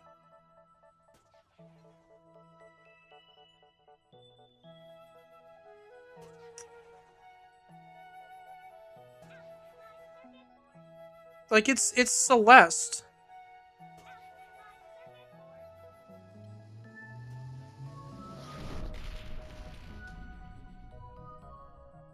Okay. Do I need the Celeste Mon?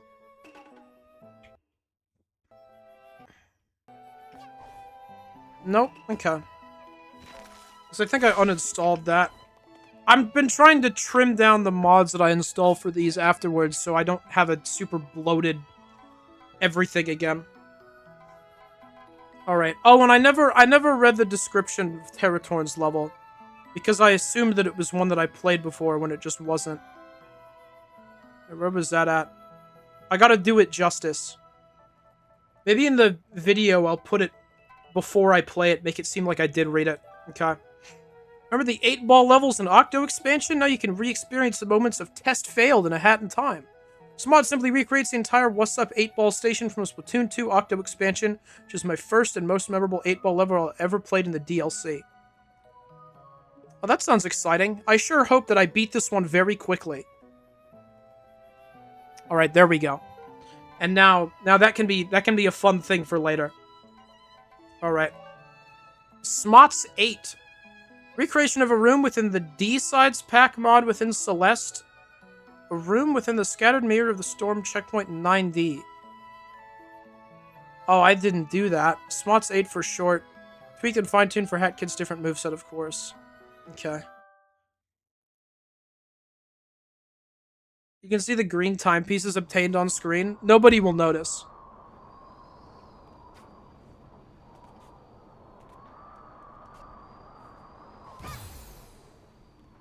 Got it.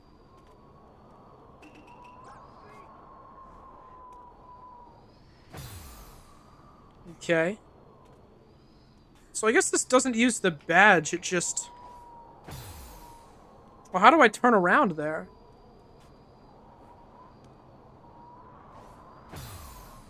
Do I not need to turn around there?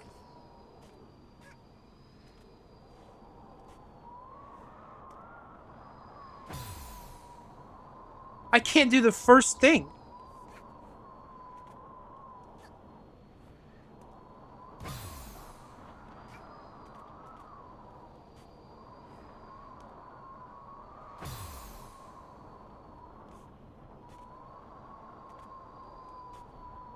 I don't...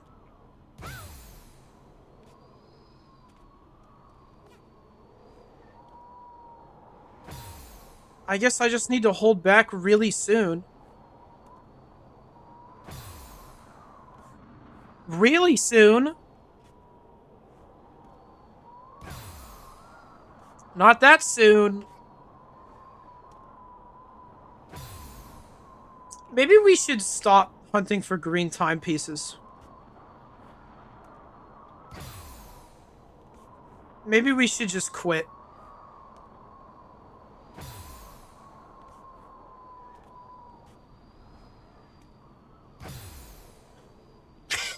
Maybe we should just stop. Oh. Hey, I did it, guys.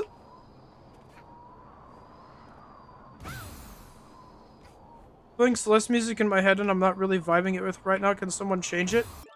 Yeah, hold on.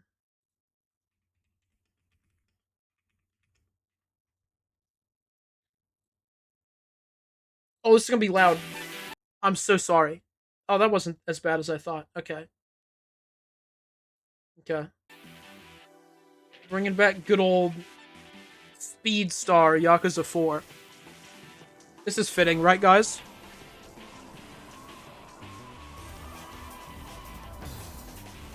Nice. Yeah.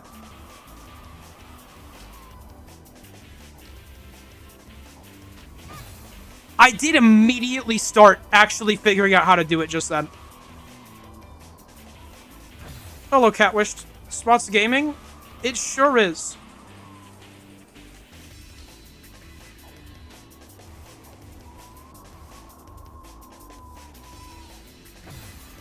Okay.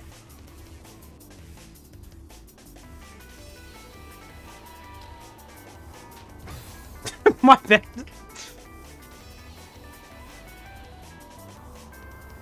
Okay.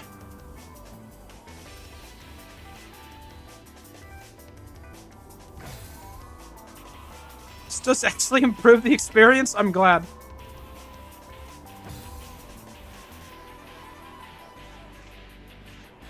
We're gonna get 6 greens today. I accidentally pressed control.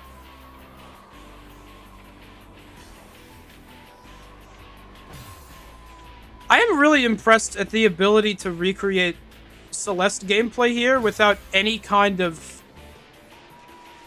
like, Celeste mod or anything.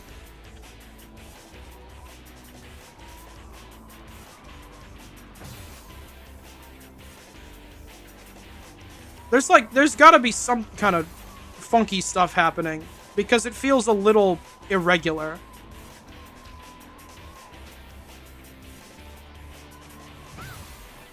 Maybe it's just that you can infinitely climb on all the walls.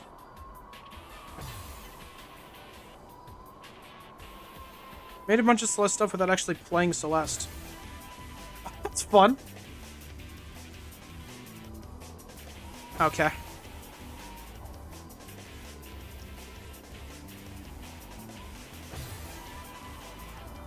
What an evil way to start the level.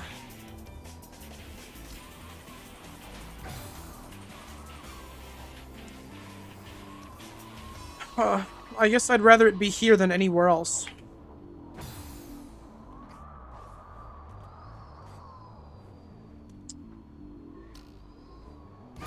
Yeah, you guys can measure how long this takes me and however many times that Speedstar has to loop.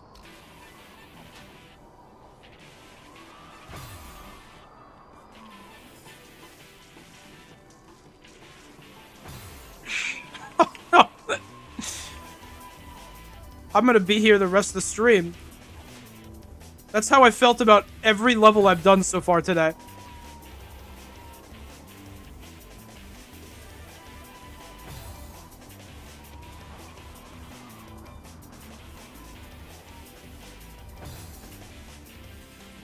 It's only about 45 to 60 seconds for the full room and about 25 to the green.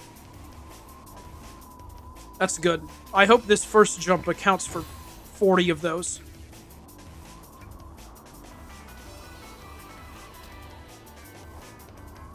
Oh my, no! I was right there!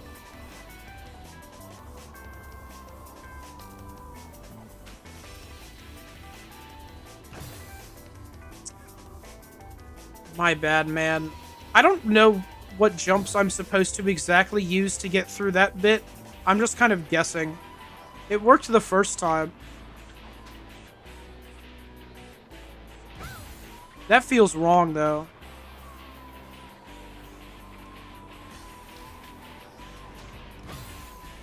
Maybe I can just double jump there.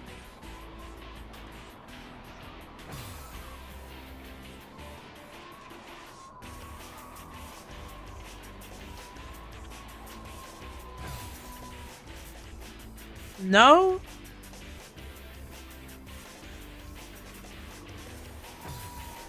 I'm much better at understanding what I can and cannot do in Celeste when I jump over what I can and cannot do in A Hat in Time when I jump. Which is a little silly if you think about it, but it is true.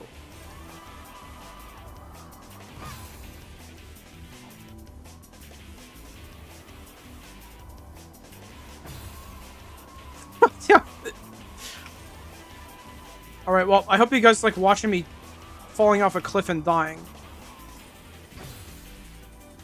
Well, that worked that time.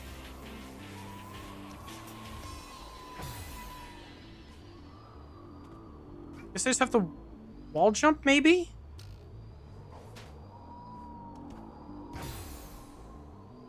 I didn't have my dash there. Why didn't I have my dash?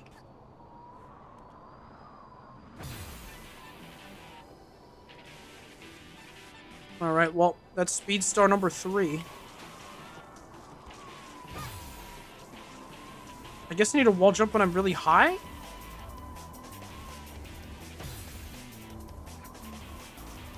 Maybe that's what it is?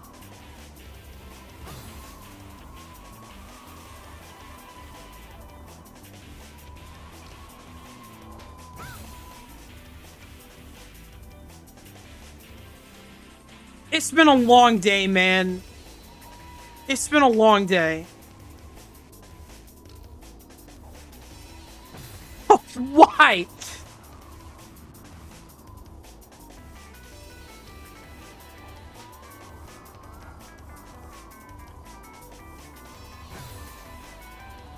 Oh my god.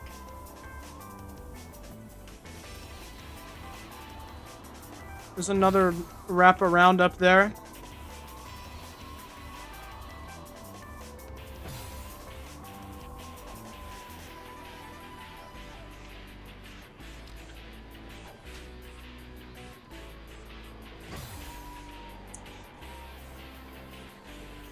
Huh. Hat Kid, you gotta stop giving up right when you get to the balloon. It's not worth it.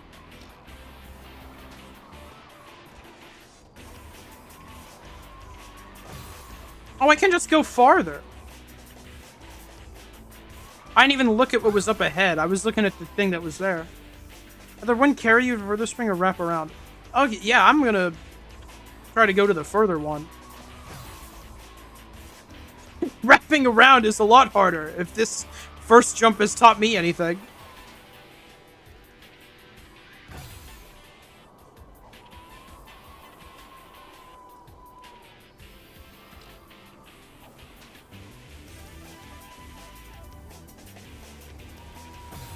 Well, I decided to not commit to the thing that I decided to commit to.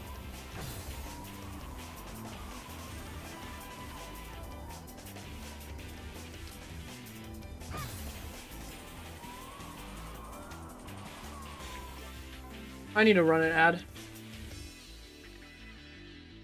I need to run an ad.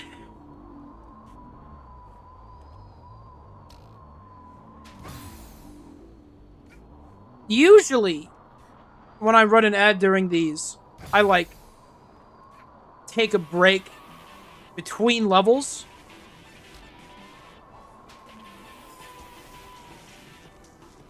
But we've been on so few levels that I think only one ad that I've run has been during that time.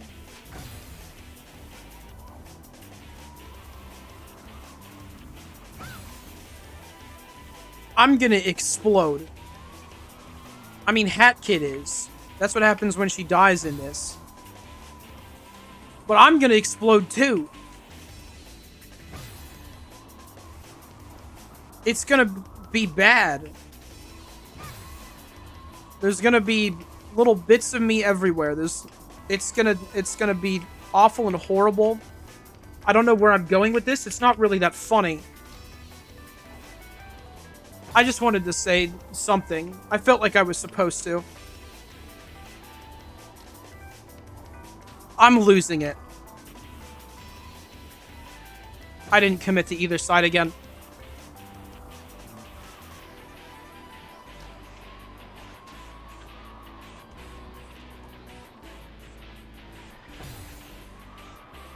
Because I didn't jump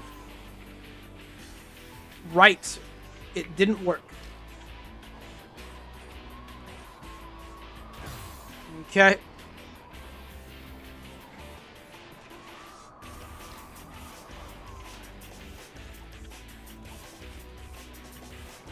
Yeah, it happened again.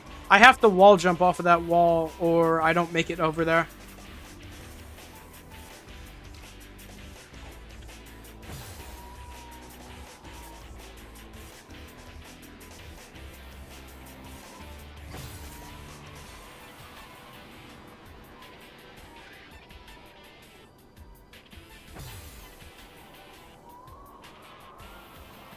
No, okay.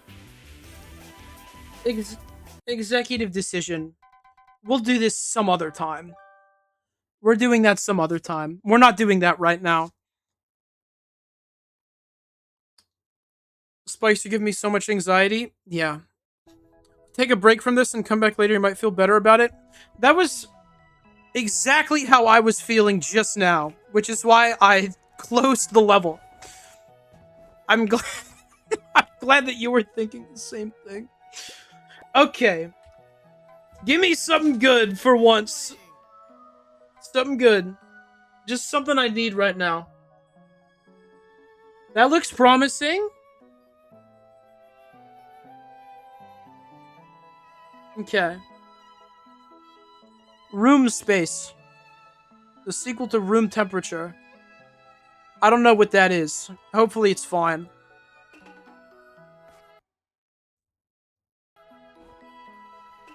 This is a classic. That's good.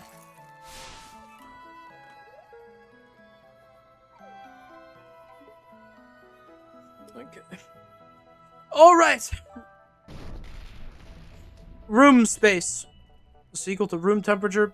Kevin sends his regards, featuring the spacious ideals of sails through time and space, outer space, gaming space, some other things probably, and Wikipedia. Oh, we got the Hoot Owl voice acting? That's good. Oh, Bonicle and Cat Cube. I know them. Made for the 2021 Space Modding Jam. How sweet.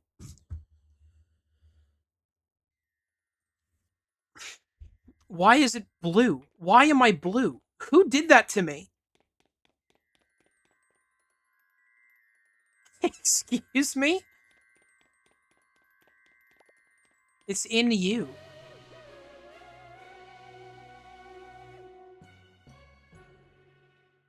That one was nice. Okay, let's take a peek at the level now, though. The end of Portal 2, Wheatley is trapped in outer space with the incredibly annoying Space Core. Oh, that feels a bit subjective. Oh, it's a room about space. On the standard American QWERTY keyboard, the space bar is the largest key, excluding some brand-specific keyboards where the enter key is larger. I don't think that's a QWERTY keyboard, but you know, you do you. Satellites like this one are often launched into outer space. Okay. Is that just, like, supposed to be me looking out the window? This text is just a waste of space. You got me there. I didn't expect that. This is an invader from the hit arcade game Space Invaders, released in 1978. I never thought about those guys just being called invaders. Those two suns? Two dodgeballs? What is this? We have two red dots. Thank you, Hoot Owl. The area between these 2 points on a 2D plane would be considered the space between it. According to https www.google.com, space refers to the area within, around, above, or below an object or objects. It is important to creating and understanding both two-dimensional or three-dimensional works of art. I don't know why you did just that one, but that's cool. Those are the guys from Pixels 2015? They are, yeah. We could have talked about Galaga. Galaga's cool. We like Galaga. But that's fine. You can talk about Space Invaders again, just like they do in Pixels, when all the Galaga stuff happens off screen. You're not Hoot Owl. Wait, what? Huh? What was that? Have you come? Once this conversation is complete, the timepiece will drop from the roof. Please be sure to read up about the space in this room before you do so.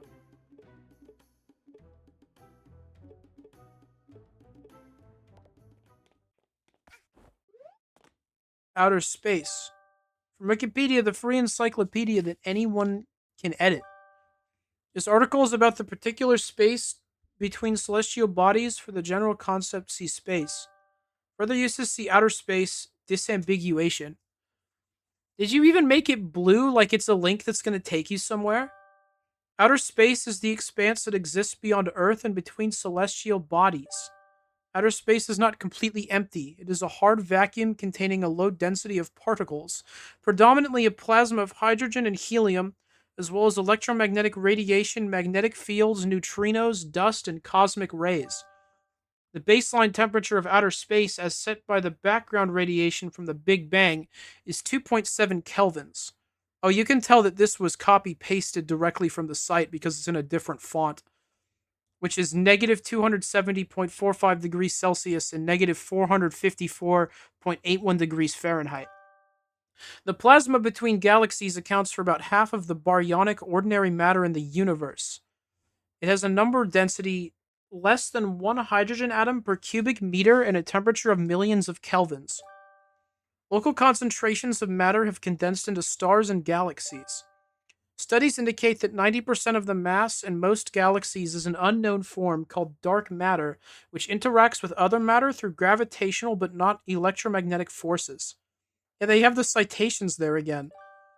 Observations suggest that the majority of the mass energy in the observable universe is dark energy, a type of vacuum energy that is poorly understood. I like how the bracket gets on to put onto a new line there. That's cool.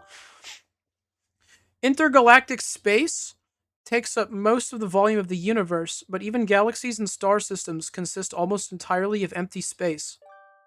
Outer space does not begin at a definite altitude above the Earth's surface.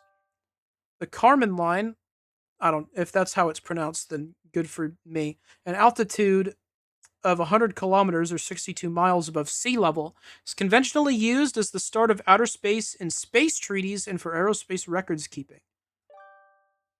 The framework for international space law was established by the Outer Space Treaty, which entered into force on the 10th of October 1967. I wonder if this article is the same now as it was 5 years ago when this mod was made. I hope so. Someone go check right now, see if all of this has been word for word. This treaty precludes any claims of national sovereignty and permits all states to freely explore outer space. Despite the drafting of UN resolutions for the peaceful uses of outer space, anti-satellite weapons have been tested in Earth orbit. Humans began the physical exploration of space during the 20th century with the advent of high-altitude balloon flights. I definitely thought that said fights. I thought they were getting crazy in there. This was followed by crewed rocket flights and then crewed Earth orbit, first achieved by Yuri Gagarin of the Soviet Union in 1961. That's sick. Due to the high cost of getting into space, human spaceflight has been limited to low Earth orbit and the moon. On the other hand, uncrewed spacecraft have reached all of the known planets in the solar system. Outer space represents a challenging environment for human exploration because of the hazards of vacuum and radiation. Hello, Mojer. Yuri went to space? That was the only thing I could think about. Yeah. I'm glad someone said something. I have to focus on this, so. Oh, Elsie with the tier 1 subscription. 7 months, and you're on a 6-month streak. Hello, hello. Thank you, thank you. Anyways, we're learning about space. Morning! Are you ready to complete your contractual obligations? Thank you, Snatcher. Microgravity also has a negative effect on human physiology that causes both muscle atrophy and bone loss. In addition to these health and environmental issues, the economic cost of putting objects, including humans, into space is very high. Formation and state. Oh, that's a heading. Main article, Big Bang. The size of the whole universe is unknown and it might be infinite in extent. According to the Big Bang Theory, that's sick, man. The very early universe was an extremely hot and dense state, about 13.8 billion years ago, which rapidly expanded. About 380,000 years later, the universe had cooled sufficiently to allow protons and electrons to combine and form hydrogen, the so-called recombination epoch. For once you were actually going to be here the rest of the stream, I am. What mod is this? I think it's called Space Room. Room Space, sorry. Here, I'll pull it up again. Room Space. It's, well, my bad. When this happened, matter and energy became decoupled, allowing photons to travel freely through the continually expanding space. Matter that remained following the initial expansion has since undergone gravitational collapse to create stars, galaxies, and other astronomical objects, leaving behind a deep vacuum that forms what is now called outer space. As light has a finite velocity, this theory also constrains the size of the directly observable universe. The present-day shape of the universe has been determined from measurements of the cosmic microwave background using satellites like the Wilkinson Microwave and Anisotropy probe. That's a cool word. These observations indicate that the spatial geometry of the observable universe is flat, meaning the photons on parallel paths at one point remain parallel as they travel through space to the limit of the observable universe except for local gravity. The flat universe, combined with the measured mass density of the universe and the accelerating expansion of the universe, indicates that space has a non-zero vacuum energy, which is called dark energy. Estimates put the average energy density of the present-day universe at the equivalent of 5.9 protons per cubic meter, including dark energy, dark matter, and baryonic matter, ordinary matter composed of atoms. The atoms account for only 4.6% of the total energy density, or a density of 1 proton per 4 cubic meters. The density of the universe is clearly not uniform. It ranges from relatively high density in galaxies, including very high density in structures within galaxies such as planets, stars, and black holes, to conditions in vast voids that have much lower density, at least in terms of visible matter. Unlike matter and dark energy seems not to be concentrated in galaxies. Although dark energy may account for a majority of the mass energy in the universe, dark energy's influence is 5 orders of magnitude smaller than the influence of gravity from matter and dark matter within the Milky Way. I'm going to take a drink of water. That's not part of the reading.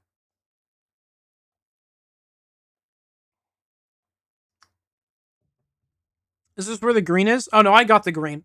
Hydrate? I can do that. I'll take another one. The green was in the space core over there, right above my head. I forgot I can move the camera. Environment. Oh, that was a good time to take a break then. See also planetary habitability. I know how to read habitability, but it's weird to see it, especially after reading a lot of words after losing my mind. Outer space is the closest known approximation to a perfect vacuum. Has effectively no friction, allowing stars, planets, and moons to move freely along their ideal orbits following the initial formation stage. Sorry, I just needed to take a breather for a second. Deep vacuum of intergalactic space is not devoid of matter, as it contains a few hydrogen atoms per cubic meter. By comparison, the air humans breathe contains about 10 to the 25th molecules per cubic meter. I don't think that formatted right, but that's okay. No one probably thought that they would put exponents in a hat in time. The low density of matter in outer space means that electromagnetic radiation can travel great distances without being scattered. The mean free path of a photon in intergalactic space is about 10 to the 23 kilometers, or 10 billion light years. In spite of this, extinction, which is the absorption and scattering of photons by dust and gas, is an important factor in galactic and intergalactic astronomy. Stars, planets, and moons retain their atmospheres by gravitational attraction. Atmospheres have no clearly delineated upper boundary. The density of atmospheric gas gradually decreases with distance from the object until it becomes indistinguishable from outer space. Oh, I looked up the article. Oh no, oh no, oh no, oh no. Okay. The Earth's atmospheric pressure drops to about 0.032 PA? I know what PA stands for. I don't remember what that is. I don't remember pressure units.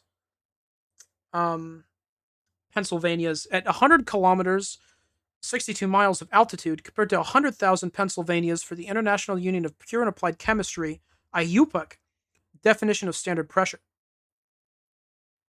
Hold on, let me go get the B movie video so I can listen to both at the same time. That's a good idea, Ryan. Everyone go pull up the B movie video. I'm not going to do that. That would make me legitimately go psychotic on the spot. Above this altitude, isotropic gas pressure rapidly becomes insignificant when compared to radiation pressure from the sun and the dynamic pressure of the solar wind. B movie left you this stream. Yeah, there you go. The thermosphere in this range has large gradients of pressure, temperature, and composition, and varies greatly due to space weather. The temperature of outer space is measured in terms of the kinetic activity of the gas, as it is on Earth. The radiation of outer space is a different temperature than the kinetic temperature of the gas, meaning that the gas and radiation are not in thermodynamic equilibrium. That's an awesome expression, thermodynamic equilibrium. That sounds so cool. That's like one of those things, right, where you would say thermodynamic equilibrium, and then the big buff guy would look over at you and be like, speak English. You know, it's one of those types of things. All of the observable universe is filled with photons that were created during the Big Bang, which is known as the cosmic microwave background radiation, CMB. There's quite likely a correspondingly large number of neutrinos called the cosmic neutrino background.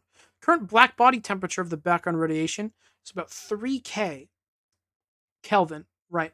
Negative 270 degrees Celsius or negative 454 degrees Fahrenheit. Gas temperatures in outer space can vary widely. For example, the temperature in the Boomerang Nebula is 1 Kelvin, while the solar corona reaches temperatures over 1.2 to 2.6 million Kelvin. Oh my god. That's crazy. Magnetic fields have been detached in space around just about every class of celestial object. Star formation in spiral galaxies can generate small scale dynamos, creating turbulent magnetic field strengths of around 5 to 10.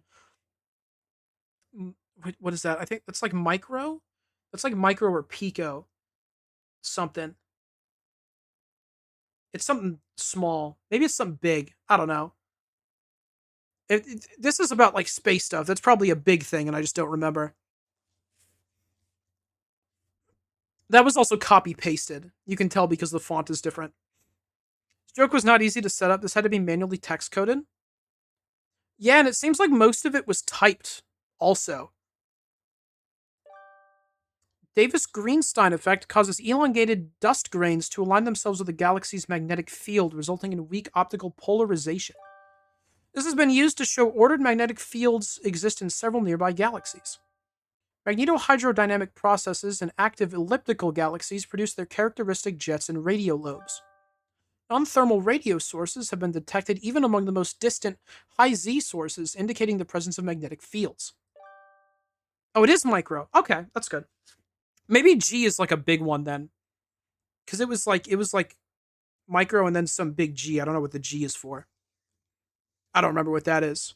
I did physics in college, but it's been a bit, and I also hated it. So outside a protective atmosphere and magnetic field, there are a few obstacles to the passage through space of energetic subatomic particles known as cosmic rays. These particles have energies ranging from about 10 to the 6th eV up to an extreme 10 to the 20th eV of ultra high energy cosmic rays. I don't remember what EV stands for, but I do remember hating it. Peak flux of cosmic rays occurs at energies of about 10 to the 9th eV, with approximately 87% protons, 12% helium nuclei, and 1% heavier nuclei. Not listening to this anymore? That's a shame, Rhyme. I think the font change comes from there being a character that the game's font doesn't support, so it's like a failsafe. Oh, got it. Okay. How much more of this is there? Sorry. I wasn't going to look it up. I was going to read it all, but at a point, my voice is actually going to die.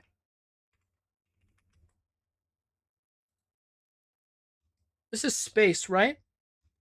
Or is it outer space?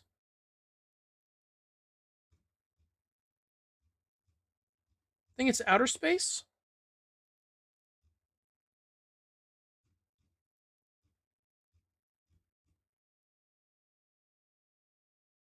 It's outer space. Okay.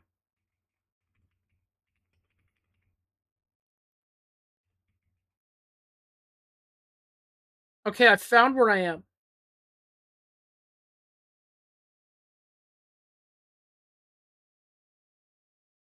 Okay. So, the scroll bar is right here. This is where the scroll bar is. We're right here. That's where we currently are. This was 5 years ago, so there might be more on this page. So we have to get to here, and we're about there.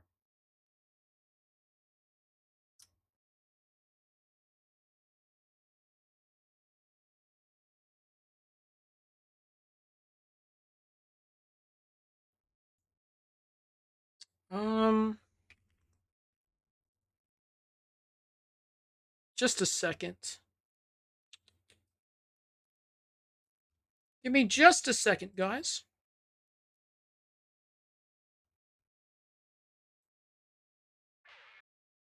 Okay. Is there like something nice I can find here?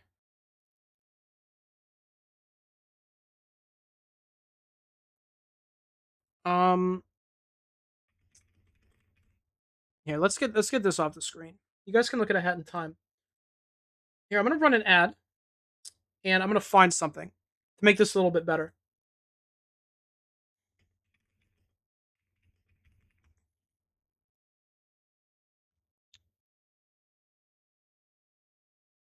What's the music that plays when you eat food in a hat in time?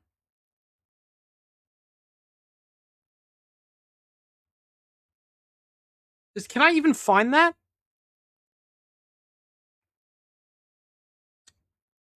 Fast food. Thank you. Thank you. Thank you. Thank you.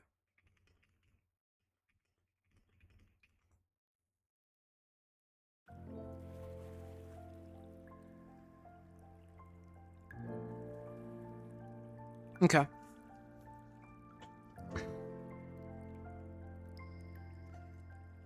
Cosmic rays can damage electronic components and pose a health threat to space travelers. According to astronauts like Don Petit, space has a burn/metallic odor that clings to their suits and equipment, similar to the scent of an arc welding torch. Effect on biology and human bodies. See also astrobiology, astrobotany, plants in space, animals in space, effect of space flight of on the human body. Sorry, got those mixed up. Bioastronautics and weightlessness. Oh, hello, Ado. Don't forget to eat your daily greens. It's true. My daily green today made me explode. Despite the harsh environment, several life forms have been found that can withstand extreme space conditions for extended periods. Species of lichen carried on the ESA Biopan facility survived exposure for 10 days in 2007. Seeds of Arabidopsis thaliana and Nicotiana tabacum, I wonder which one that is, germinated after being exposed to space for 1.5 years. A strain of Bacillus subtilis has survived 559 days when exposed to low Earth orbit or a simulated Martian environment.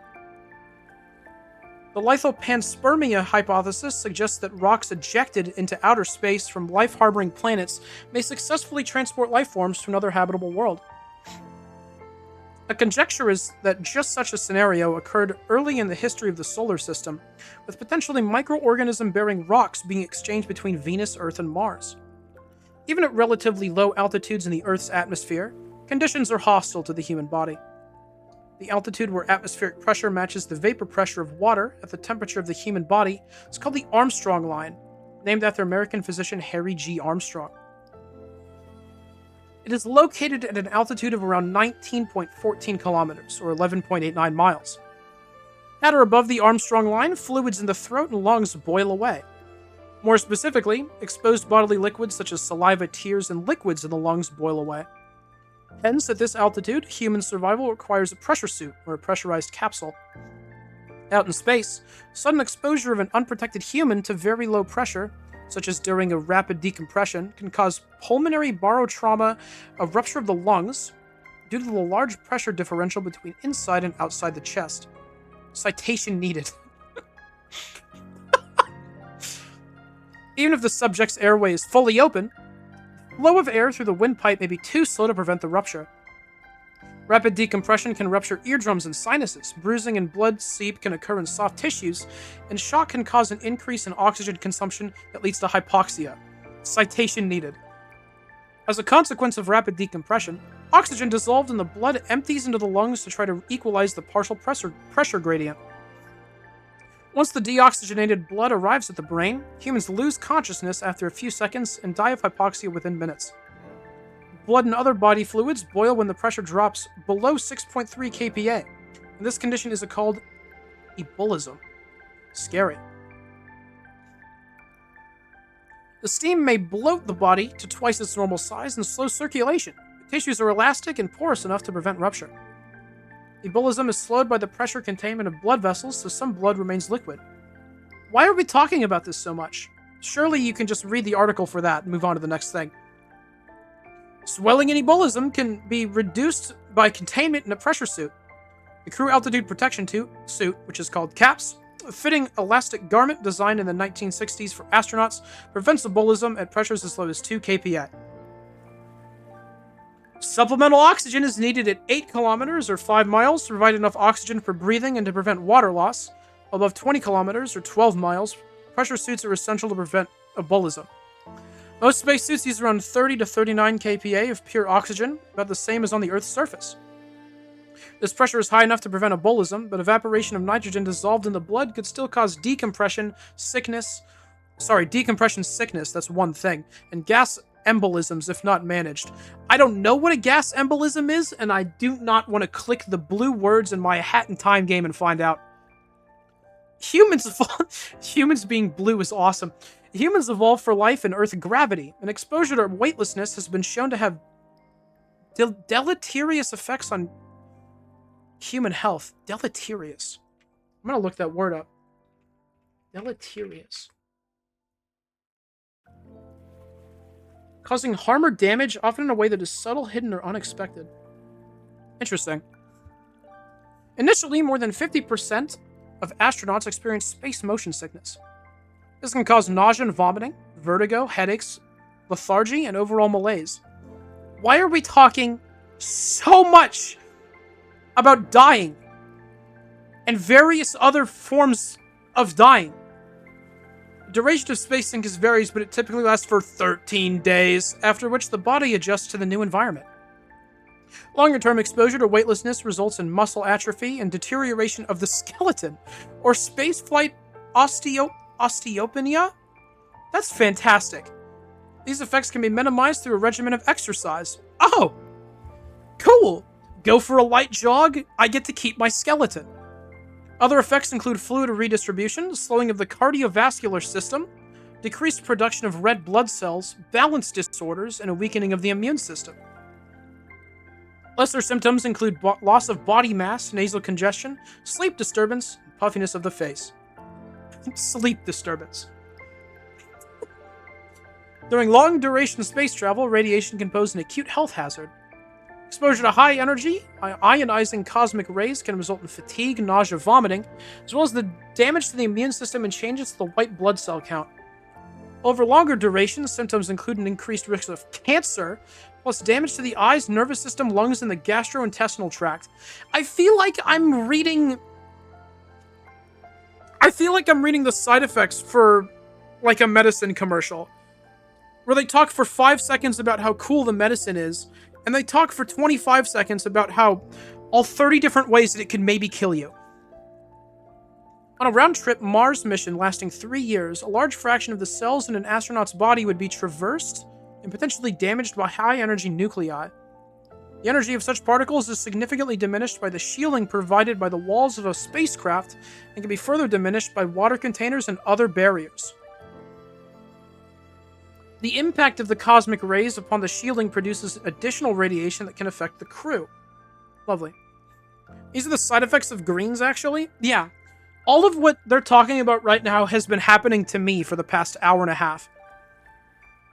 Further research is needed to assess the radiation hazards and determine suitable countermeasures. Regions. Space is a partial vacuum. Different regions are defined by the various atmospheres and winds that dominate within them, extend to the point at which those winds give way to those beyond. Geospace extends from Earth's atmosphere to the outer reaches of Earth's magnetic field, whereupon it gives way to the solar wind of interplanetary space.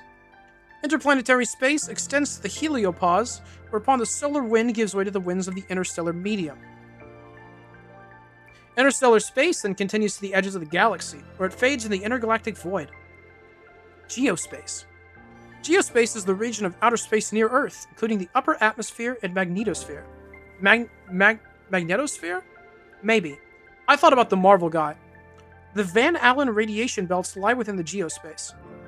The outer boundary of geospace is the magnetopause, which forms an interface between the Earth's magnetosphere and the solar wind. The inner boundary is the ionosphere. The variable space weather conditions of geospace are affected by the behavior of the sun and the solar wind. The subject of geospace is interlinked with heliophysics, the study of the sun and its impact on the planets of the solar system. The day-side magnetopause is compressed by solar wind pressure. The subsolar distance from the center of the Earth is typically 10 Earth radii. Radii? Don't know. On the night side, the solar wind stretches the magnetosphere to form a magnetotail that sometimes extends out to more than 100 to 200 Earth radii. That is menopause? That's fair. I can't believe I'm still reading as accurately as I am. I thought that my eyes would start to go blurry by now, and I would start to see things. For roughly 4 days of each month, the lunar surface is shielded from the solar wind as the moon passes through the magnetotail. Geospace is populated by electrically charged particles at very low densities, the motions of which are controlled by the Earth's magnetic field. These plasmas form a medium from which storm-like disturbances powered by the solar wind can drive electrical currents into the Earth's upper atmosphere. Geomagnetic storms can disturb two regions of geospace, the radiation belts and the ionosphere. These storms increase fluxes of energetic electrons that can permanently damage satellite electronics, interfering with shortwave radio communication and GPS location and timing. Magnetic storms can also be a hazard to astronauts even in low Earth orbit. They also create aurorae, aurorae. I never thought about that word having a plural. Seen at high latitudes in an oval surrounding the geomagnetic poles.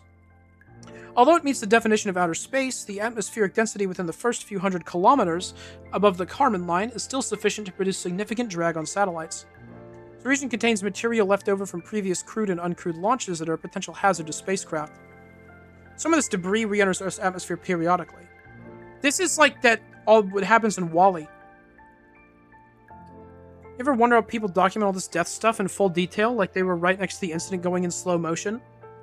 It is concerning. I hadn't thought about that. Like, that had to happen to someone for them to know. It's not like they probably didn't do like a dummy, right? There wouldn't be a way to track that. They just watched someone die and they were like, well, you're going on Wikipedia, bud. Cislunar space. It's cool that there's something called cislunar space. I'm going to bed. Good night, Cat Cube. Sleep well. Make sure you come back and watch the rest of this. It's important. Earth's gravity keeps the moon in orbit in an average distance of 384,403 kilometers, or 238,857 miles. Back to free? Okay, thank you. Region outside Earth's atmosphere and extending out to just beyond the moon's orbit, including the Lagrange points, is sometimes referred to as cislunar space. Deep space is defined by the United States government, and others as any region beyond cislunar space. The International Telecommunication Union responsible for radio communication, what a long blue, including satellites, defines the beginning of deep space at about 5 times that distance. 2 times 10 to the 6th kilometers. Region where Earth's gravity remains dominant against gravitational perturbations? I don't think I've ever read that word out loud before. Perturbations. It doesn't sound right, does it? Perturbations. That sure sounds wrong.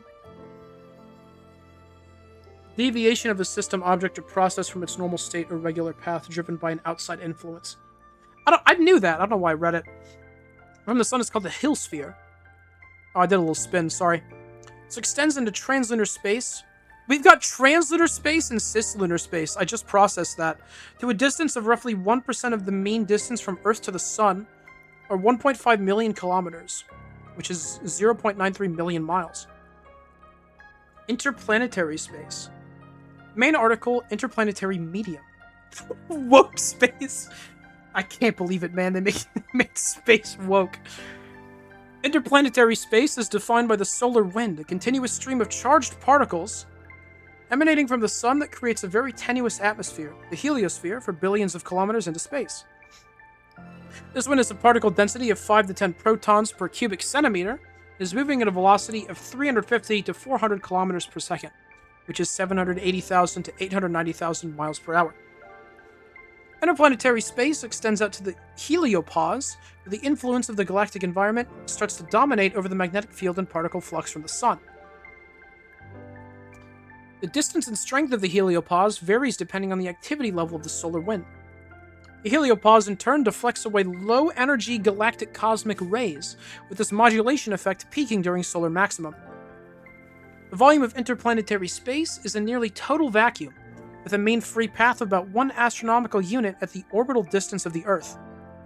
This space is not completely empty, and is sparsely filled with cosmic rays, which include ionized atomic nuclei and various subatomic particles. There's also gas, plasma, and dust, small meteors, and several dozen types of organic molecules discovered to date by microwave spectroscopy. Spectroscopy? One of those two. A cloud of interplanetary dust is visible at night as a faint band called the zodiacal light. They're inventing forms of words that I didn't know existed. Interplanetary space contains the magnetic field generated by the sun. There are also magnetospheres generated by planets such as Jupiter, Saturn, Mercury, and the Earth that have their own magnetic fields. These are shaped by the influence of the solar wind into the approximation of a teardrop shape, with the long tail extending outward behind the planet. These magnetic fields can trap particles from the solar wind and other sources, creating belts of charged particles such as the Van Allen radiation belts. Guys, stop talking about toast. You're making me want toast too.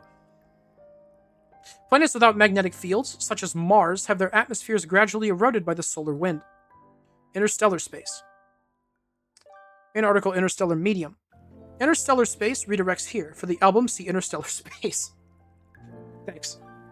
Interstellar space is the physical space within a galaxy beyond the influence each star has upon the encompassed plasma. The contents of interstellar space are called the interstellar medium. Approximately 70% of the mass of the interstellar medium consists of lone hydrogen atoms. Most of the remainder consists of helium atoms. This is enriched with trace amounts of heavier atoms formed through stellar nucleosynthesis. These atoms are ejected into the interstellar medium by stellar winds, or when evolved stars begin to shed their outer envelopes, such as during the formation of a planetary nebula. The cataclysmic explosion of a supernova generates an expanding shock wave consisting of ejected materials that further enrich the medium. Just so you know, this reading is required for the green timepiece experience. If it is, then I feel like I could probably guarantee that I'm the first person to do that and read it out loud. There's no way there's anyone else who has been going for green timepieces who has given you this. This is unique content, guys. Only here can you watch someone read the entire outer space Wikipedia page in a hat in time. The density of matter in the interstellar medium can vary considerably. The average is around 10 to the 6th articles per cubic meter, but cold molecular clouds can hold 10 to the 8th to 10 to the 12th per cubic meter. A number of molecules exist in interstellar space, as can tiny 0.1 micrometer dust particles. The tally of molecules discovered through radio astronomy is steadily increasing at the rate of about 4 new species per year.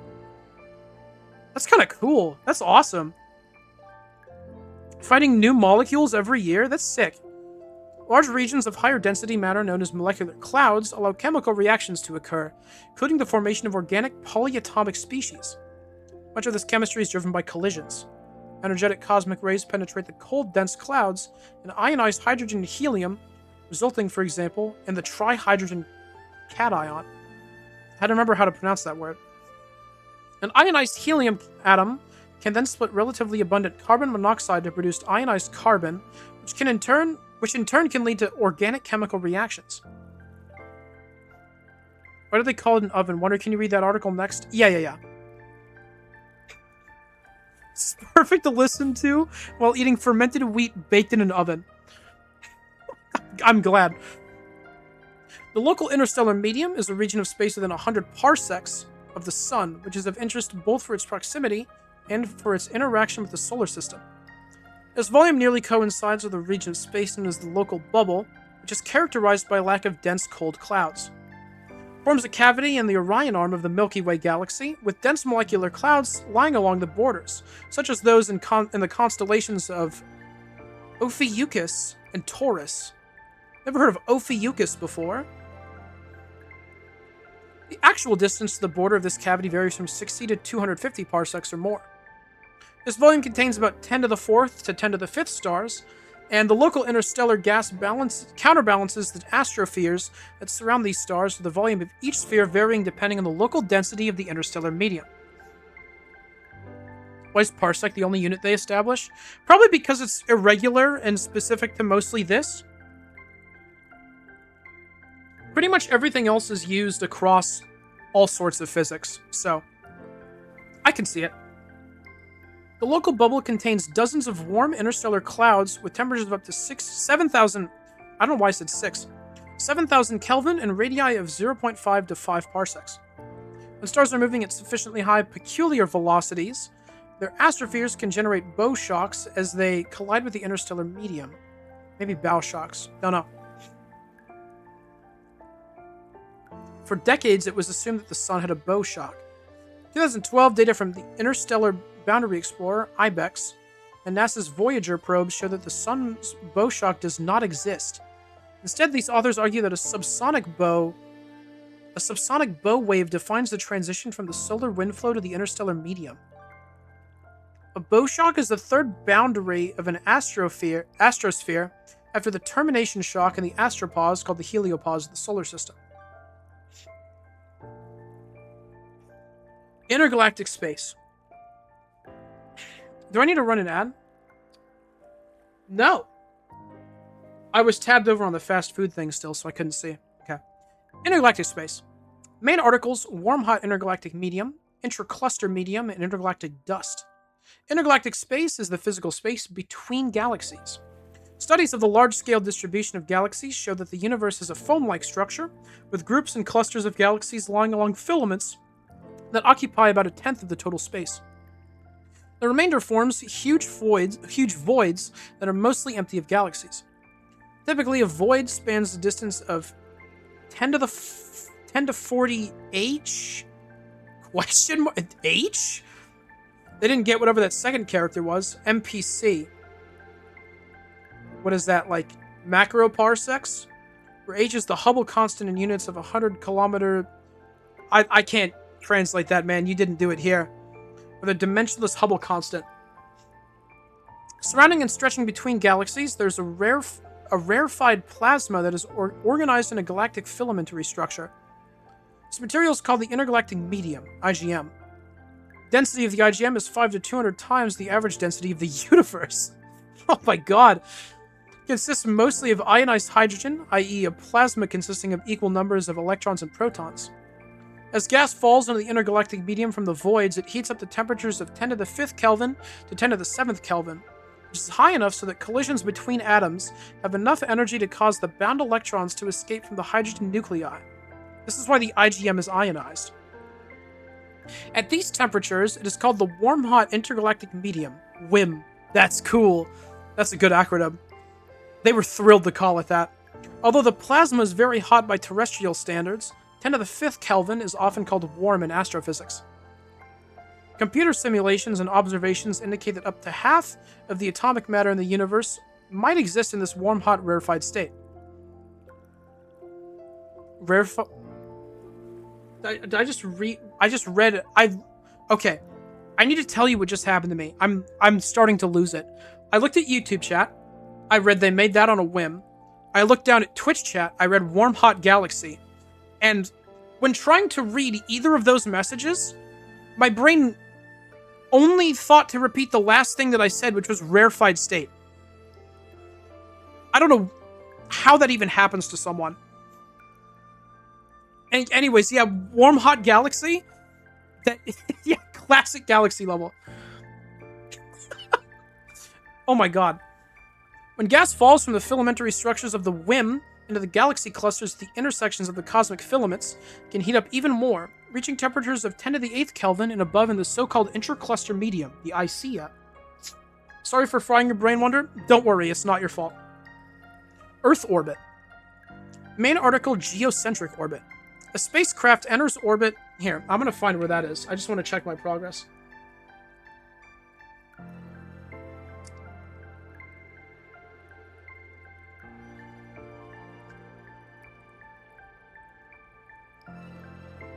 Where's Earth orbit at? Let me find it. Come on, man.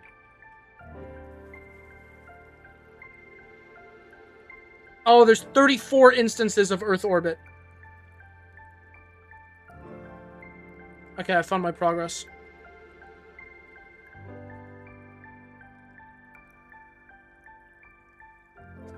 Well, we're getting there. A spacecraft enters orbit when its centripetal? Centripetal? One of those two. Acceleration due to gravity is less than or equal to this centrifugal acceleration due to the horizontal component of its velocity. For a low Earth orbit, this velocity is about 7,800 meters per second, or 28,100 kilometers per hour, or 17,400 miles per hour. By contrast, the fastest piloted airplane speed ever achieved, excluding speeds achieved by deorbiting spacecraft, was 2,200 meters per second, which is 7,900 kilometers per hour, or 4,900 miles per hour. You didn't need to specify. In 1967, by the North American X-15. Second pronunciation was right. Thank you, Bragg. To achieve an orbit, a spacecraft must travel faster than a suborbital spaceflight. The energy required to reach Earth orbital velocity at an altitude of 600 kilometers, or 370 miles, is about 36, I don't know, macro joules? I want to say that a capital M is macro, but I have nothing backing that up. Which is 6 times... Oh, per kilogram, sorry. Which is 6 times the energy needed merely to climb to the corresponding altitude. Spacecraft with a perigee below about 2,000 kilometers, 1,200 miles, are subject to drag from the Earth's atmosphere, which decreases the orbital altitude. The rate of orbital decay depends on the satellite's cross-sectional area and mass, as well as variations in the air density of the upper atmosphere. Below about 300 kilometers, or 190 miles, decay becomes more rapid with lifetimes measured in days. Once a satellite descends to 180 kilometers, 110 miles, it has only hours before it vaporizes in the atmosphere. The escape velocity required to pull free of Earth's gravitational field altogether and move into interplanetary space is about 11,200 meters per second, which is 40,300 kilometers per hour, or 25,100 miles per hour. I don't know why they keep listing both of those measurements afterwards. I only need the one. Boundary. Okay, this is good. I can take a drink of water.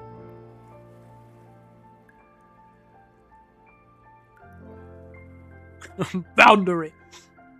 Could be mega. Oh, true. Megajoules. Famous measurement. Oh, welcome back, Ron. For the boundary of the universe, see observable universe.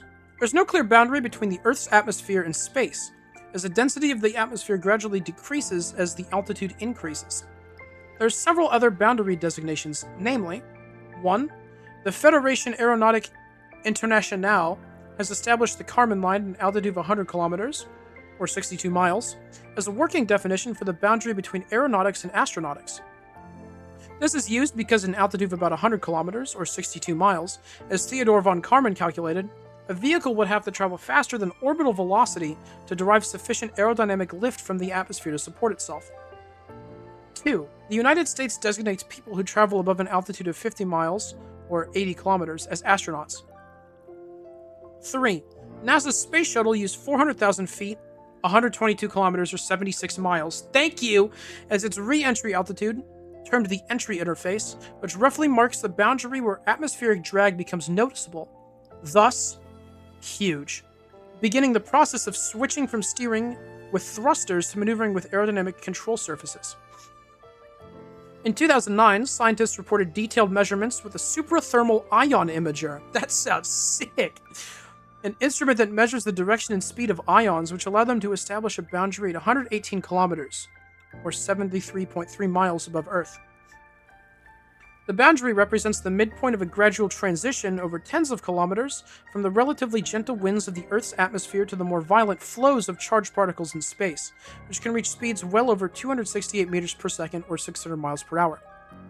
Legal status. Yeah? Main article, Space Law. See also Bogota Declaration. The Outer Space Treaty provides the basic framework for international space law. It covers the legal use of outer space by nation-states and includes in its definition of outer space the moon and other celestial bodies.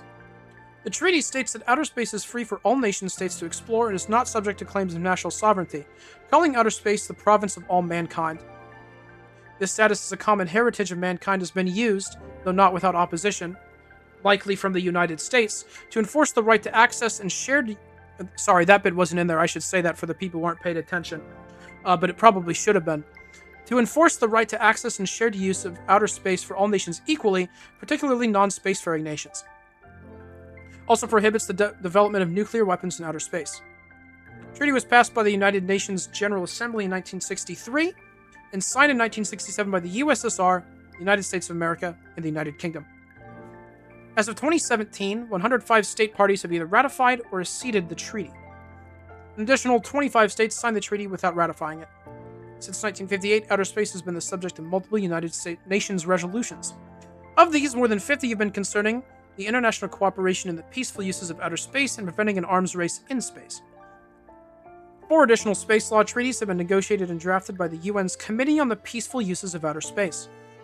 Still, there remains no legal prohibition against deploying conventional weapons in space, and anti-satellite weapons have been successfully tested by the US, USSR, China, and in 2019, India.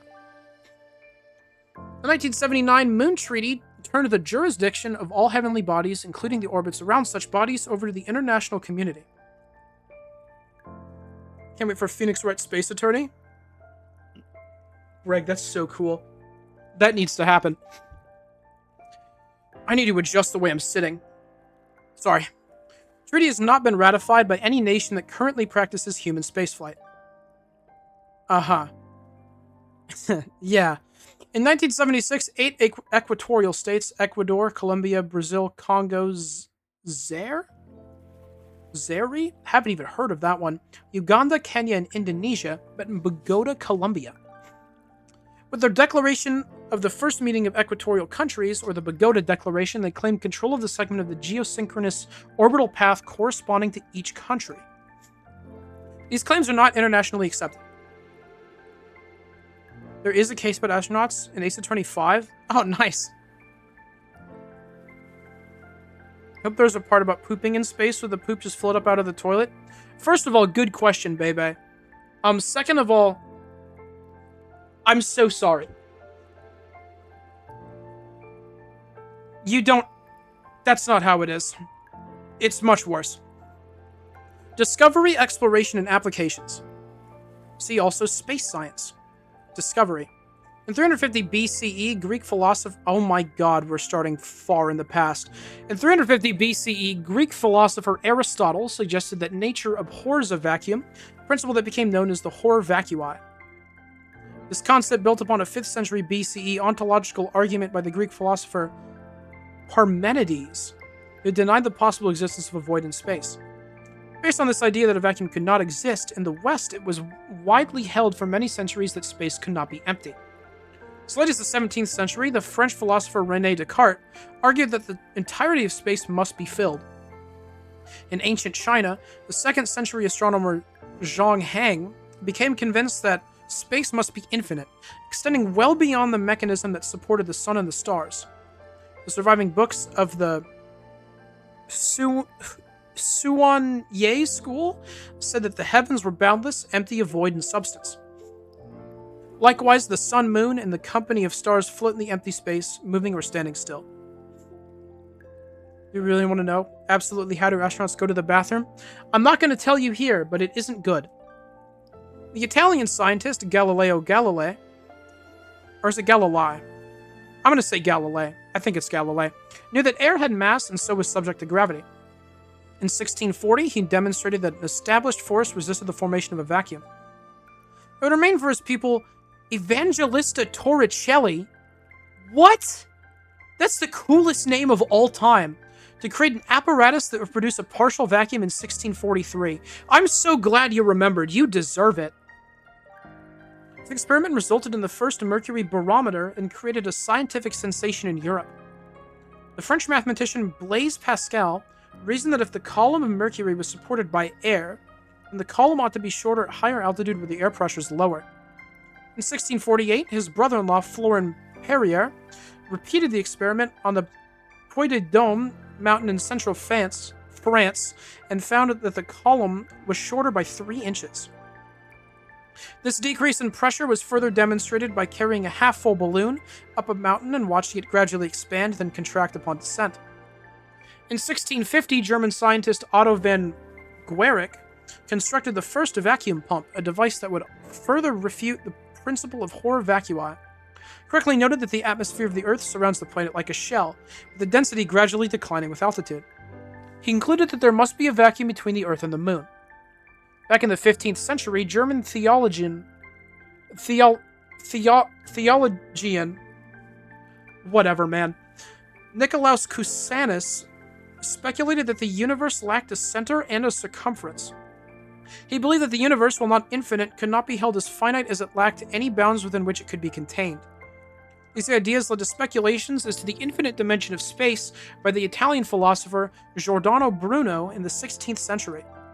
He extended the Copernican heliocentric cosmology to the concept of an infinite universe filled with a substance he called ether, which did not resist the motion of heavenly bodies. They're really stretching my ability to pronounce things to the limit here.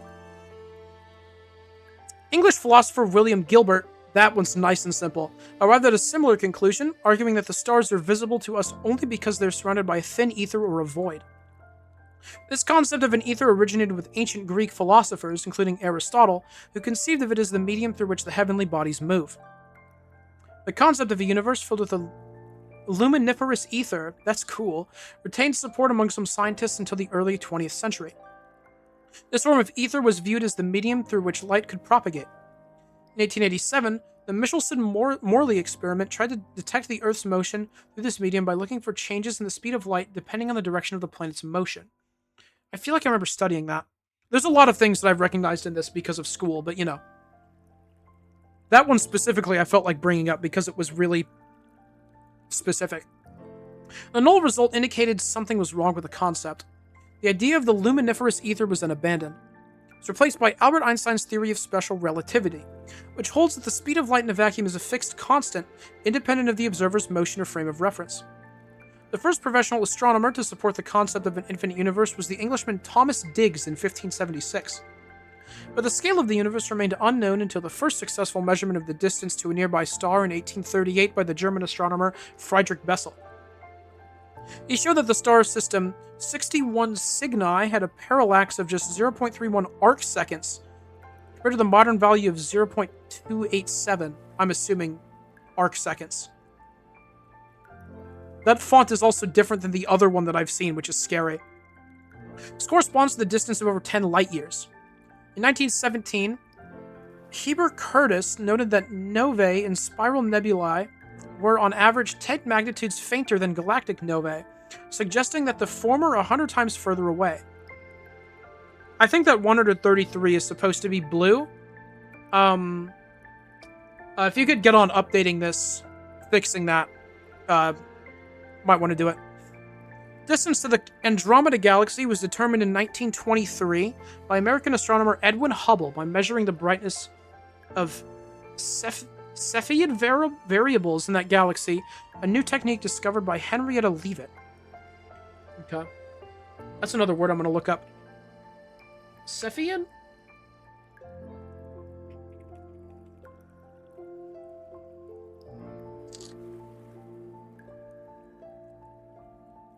Oh, it's specific to this. Okay, that's not a new word. It's just a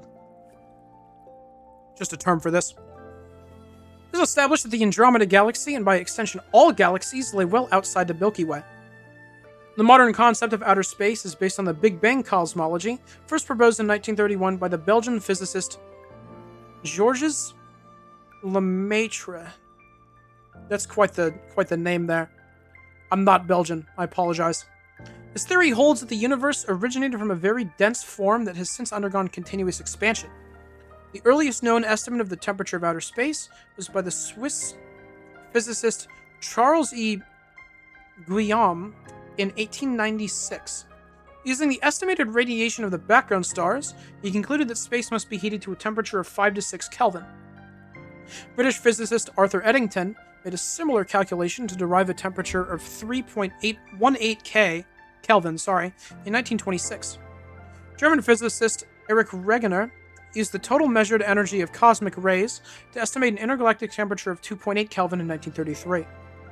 American physicists Ralph Affner and Robert Herman predicted 5 Kelvin for the temperature of space in 1948, based on the gradual decrease in background energy following the then new Big Bang theory.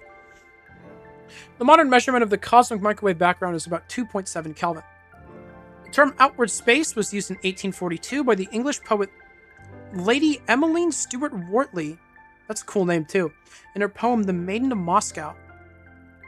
The expression outer space was used as an astronomical term by Alexander von Humboldt in 1845. It was later popularized in the writings of H.G. Wells in 1901. The shorter term space is older, first used to mean the region beyond Earth's sky in John Milton's Paradise Lost in 1667. That's interesting. Exploration and application. I'm into this, by the way. Main article, space exploration and human presence in space. See also astronautics, spaceflight, benefits of space exploration, Earth observation, commercialization of space, human spaceflight, and space habitation. For most of human history, space was explored by observations made from the Earth's surface, initially with the unaided eye and then with the telescope. Before reliable rocket technology, the closest that humans had come to reaching outer space was through balloon flights. We can tell. Oh, I'm glad. In 1935, the U.S. Explorer 2 crew balloon flight reached an altitude of 22 kilometers or 14 miles. So it's greatly exceeded in 1942 when the third launch of the German A4 rocket climbed to an altitude of about 80 kilometers or 50 miles. In 1957, the uncrewed satellite Sputnik 1 was launched by a Russian R-7 rocket, achieving Earth orbit at an altitude of 215 to 939 kilometers or 134 to 538 miles. This was followed by the first human spaceflight in 1961, when Yuri Gagarin was sent into orbit on Vostok 1. Almost just said shot. First humans to escape low Earth orbit were Frank Borman, Jim Lovell, and William Anders in 1968, where the U.S. Apollo 8, which achieved lunar orbit and reached a maximum distance of 377,349 kilometers, or 234,474 miles from the Earth. I think I've been reading for a whole hour now. I'm pretty sure we're there, and if we're not, then we're close. The first spacecraft to reach escape velocity was the Soviet Luna 1, which performed a flyby of the Moon in 1959. In 1961, Venera 1 became the first planetary probe. It revealed the presence of the solar wind and performed the first flyby of Venus, although contact was lost before reaching Venus. The first successful planetary mission was the 1962 flyby of Venus by Mariner 2. The first flyby of Mars was Mariner 4 in 1964. Since that time, uncrewed spacecraft have successfully examined each of the solar system's planets, as well as their moons and many minor planets and comets. They remain a fundamental tool for the exploration of outer space, as well as for observation of the Earth. In August 2012, Voyager 1 became the first man-made object to leave the solar system and enter interstellar space. The absence of air makes outer space an ideal location for astronomy at all wavelengths of the electromagnetic spectrum. This is evidenced by the spectacular pictures sent back by the Hubble Space Telescope, allowing light from more than 13 billion years ago, almost at the time of the Big Bang, to be observed. Wonderfish Book Club?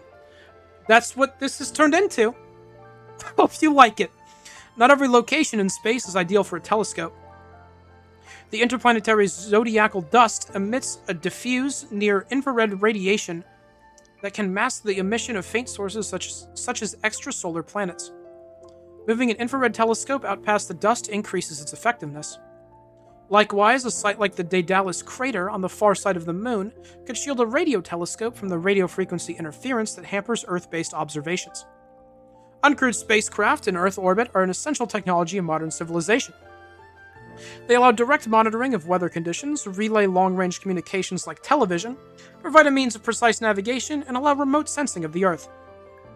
The latter role serves a wide variety of purposes, including tracking soil moisture for agriculture, prediction of water outflow from seasonal snowpacks, detection of diseases in plants and trees, and surveillance of military activities. That's great. Deep vacuum of space can make it an attractive environment for certain industrial processes, such as those requiring ultra-clean surfaces. Like asteroid mining, space manufacturing would require a large financial investment with little prospect of immediate return. An important factor in the total expense is the high cost of placing mass into Earth orbit, $8,000 to $26,000 per kilogram, according to a 2006 estimate, allowing for inflation since then. The cost of access to space has declined since 2013. Partially reusable rockets such as the Falcon 9 have lowered access to space below $3,500 per kilogram. With these new rockets, the cost to send materials into space remains prohibitively high for many industries. Proposed concepts for addressing this issue include fully reusable launch systems, non-rocket space launch, momentum exchange tethers, and space elevators. Interstellar travel for a human crew remains at present only a theoretical possibility. The distances to the nearest stars mean it would require new technological developments and the ability to safely sustain crews for journeys lasting several decades. For example, the Daedalus Project study, which proposes spacecraft powered by the fusion of deuterium and helium-3, require 36 years to reach the nearby Alpha Centauri system. Other proposed interstellar propulsion systems include light sails, ramjets, and beam-powered propulsion. More advanced propulsion systems could use antimatter as a fuel, potentially reaching relativistic velocities. See also: Earth's location in the universe, list of government space agencies, list of topics in space, outline of space science, panspermia, space and survival, space environment, space race, space station, space technology, space weather, space weathering, timeline of knowledge about the interstellar and intergalactic medium, timeline of solar system exploration, timeline of spaceflight, references. Wait a minute. That's the end.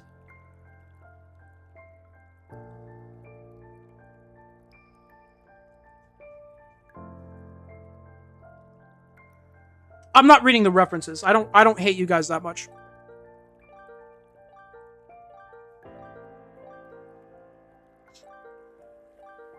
Done already? I wanted to hear more. I thought there was a lot more. They've actually added a lot to the Wikipedia page.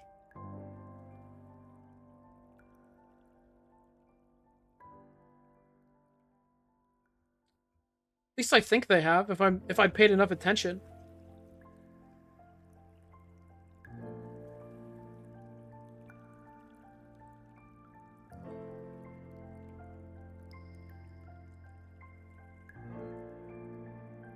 Oh, they've added a little bit. I'm not going to read what they have added. We're just here to get the green.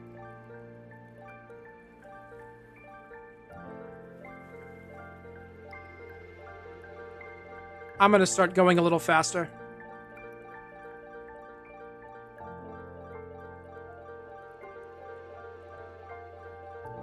Already got the green?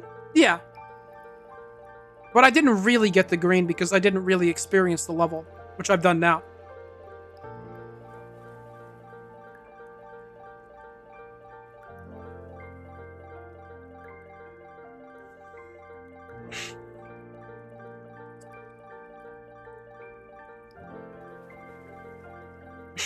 There's a couple of these.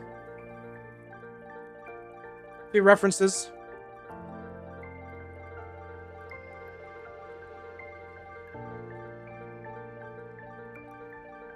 This has to be... Please take a moment to prepare yourself as the test will begin momentarily. Distance between 2 points is the space between it.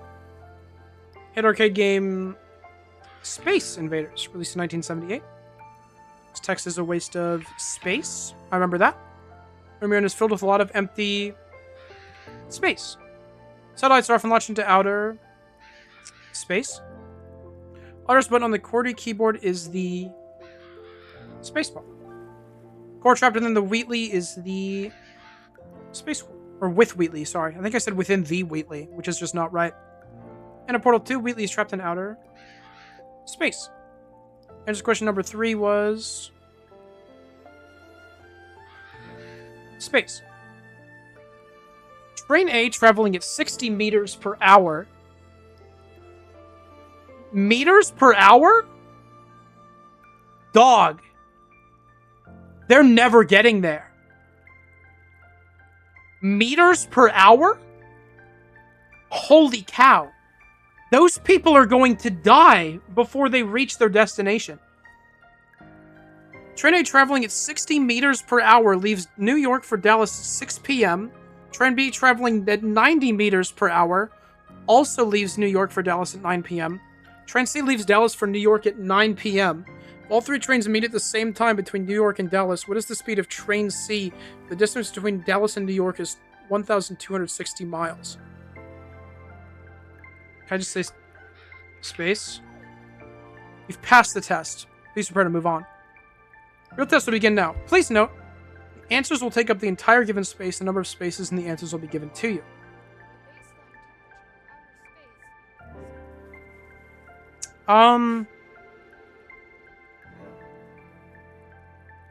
One space.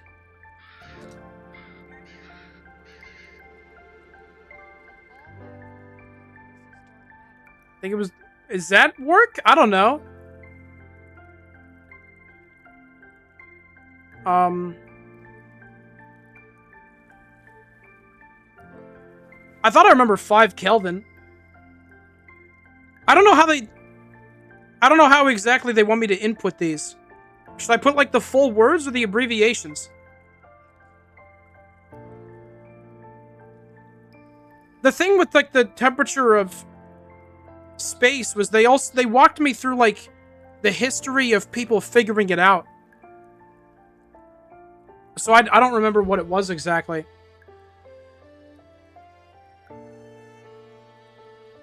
Yeah, I would think so too.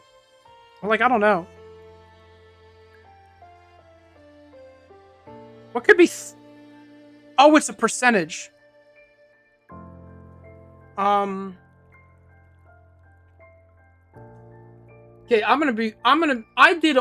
read that whole thing.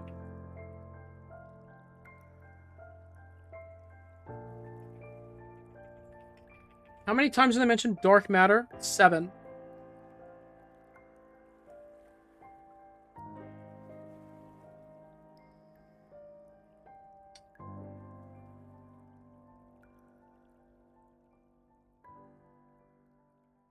What?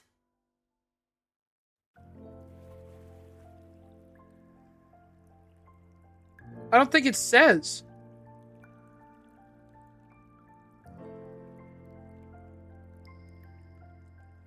I don't think it says.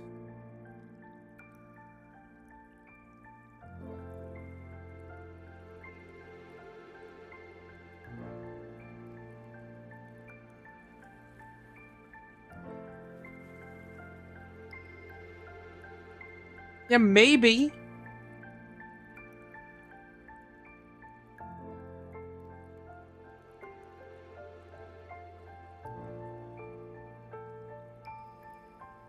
Yeah, I'm seeing that. I'm seeing that too, Link. It just says most.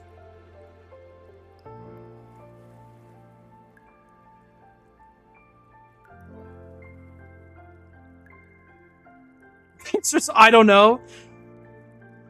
Oh, the sources. Maybe I can check the sources.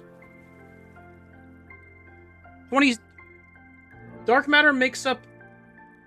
Okay.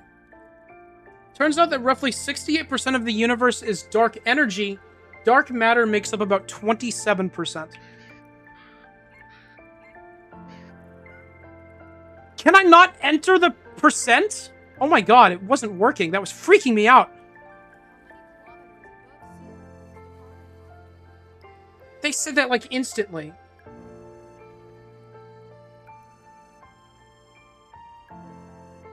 $100. Yeah.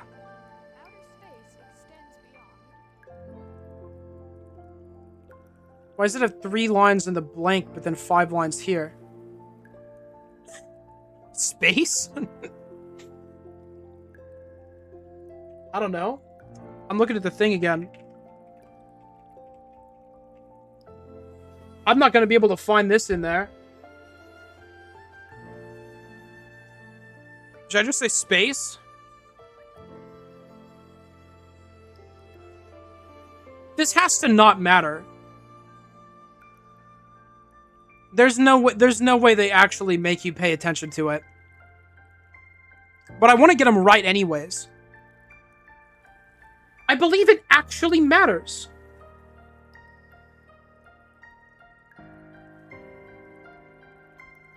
What?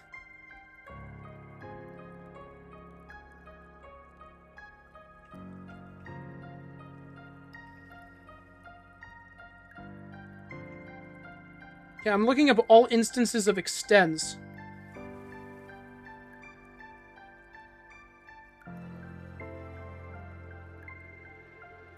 Why does this song have Gaster's theme in it? I don't like that.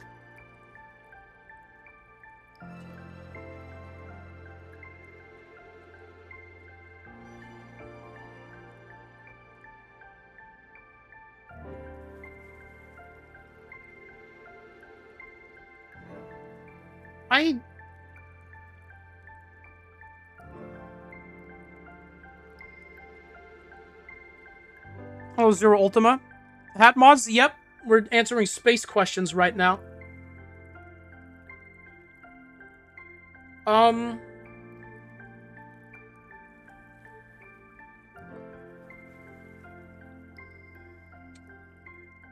don't know what outer space extends beyond.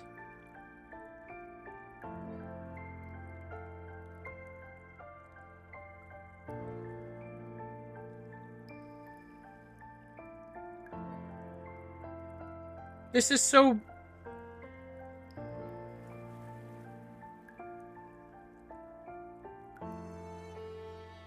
Surely the answer is space? Earth? I don't know.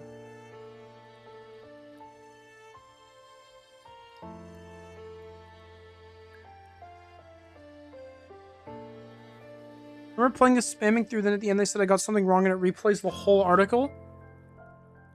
If they start replaying the whole article, I'm leaving.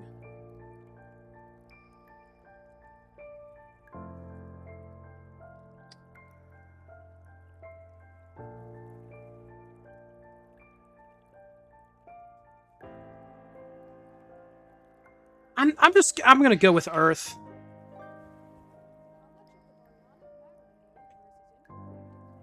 Okay. That one I can surely find. Half. It also says about half.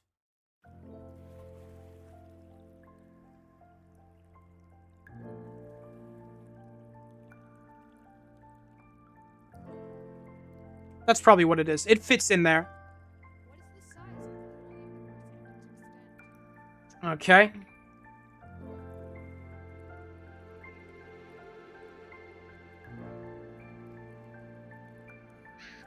Infinite? No.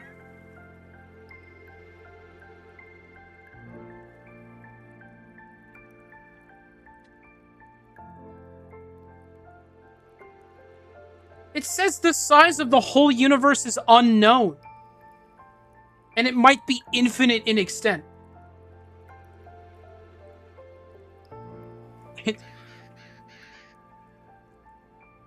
Alright. I guess it's unknown.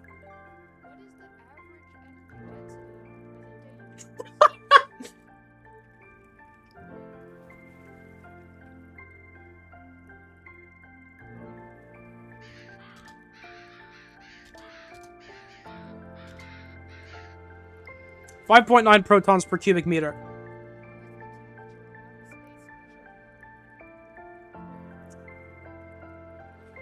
Okay.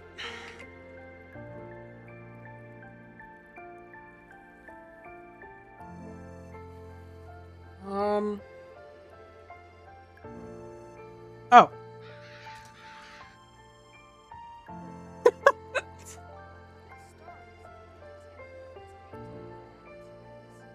One space?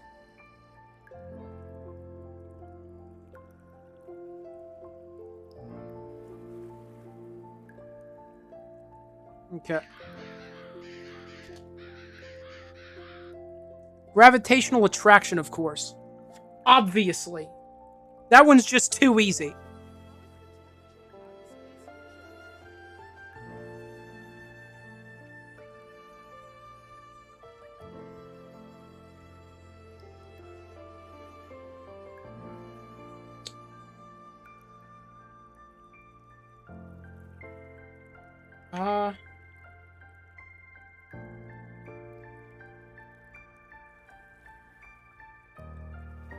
One space.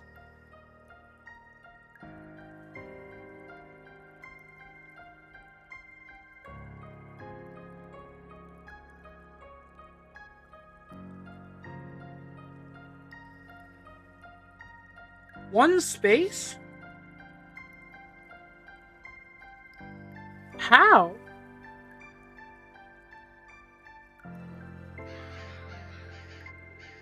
I didn't think so. I can't find anything here that's one space.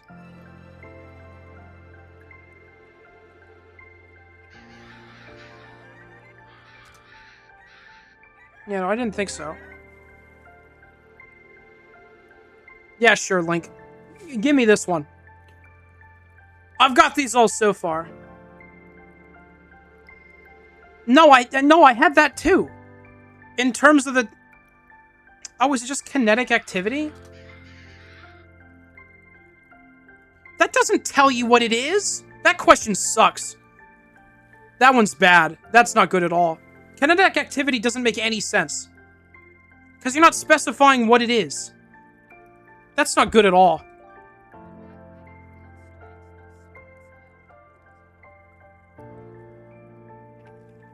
This test isn't even good.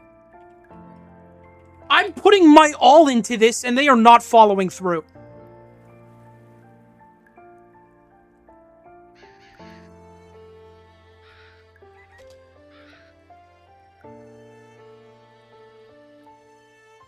Do I do a space between that and the UG?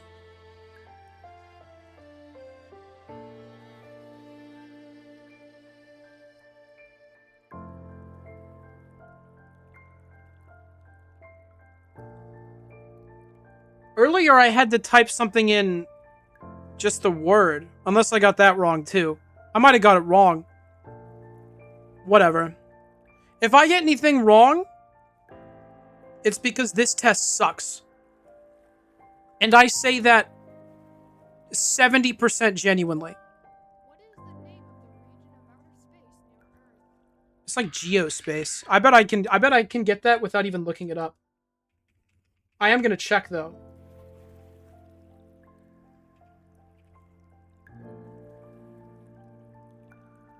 Dang it, there is one space.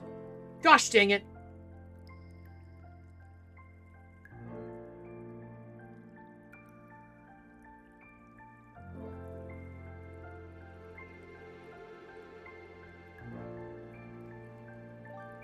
No! Why did that... Oh my god! That just submitted it.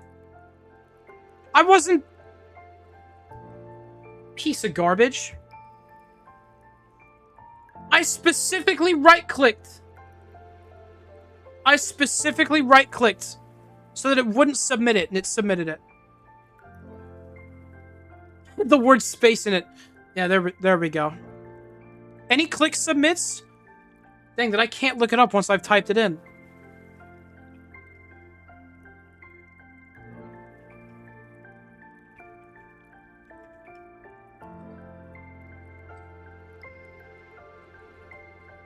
Okay, well, I have to look up all the instances of the moon because I can't find this right away.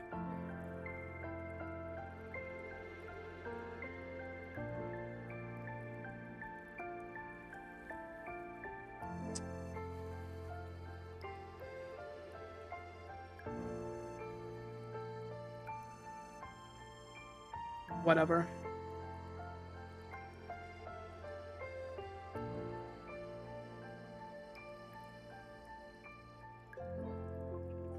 I don't remember this. It was some force.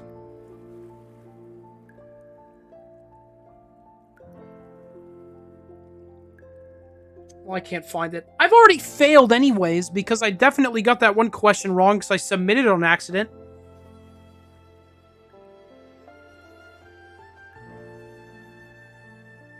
Ugh. Lagrange points? Yeah, let me see.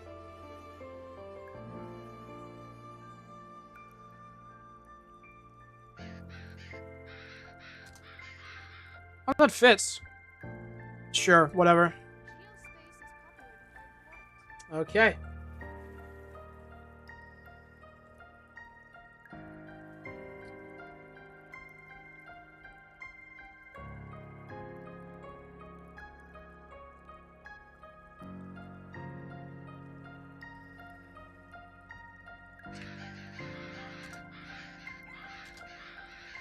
Electrically charged particles. Which, once again, doesn't get the whole point across, because it's specifically at very low densities.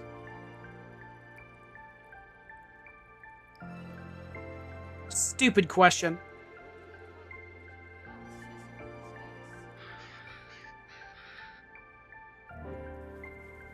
That has to be right. I remember that one.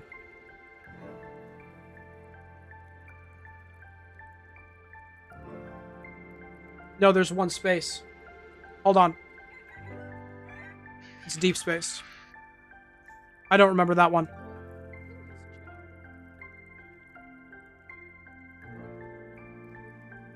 Do you see how bad this test is?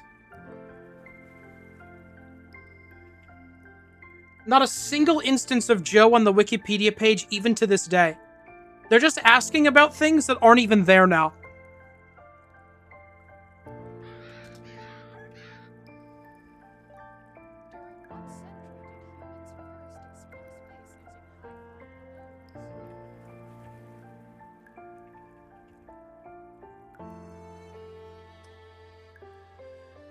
During what century did humans first explore space using high-flying balloons?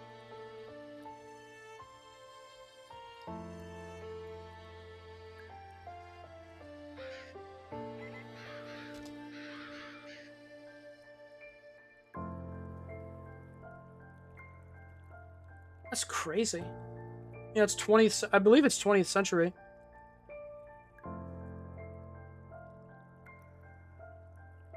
Yeah.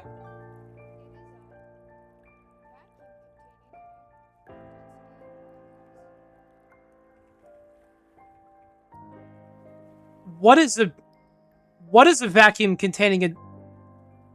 Are you talking about space? Because you shouldn't specify. This test sucks. It's just bad. It's just not good.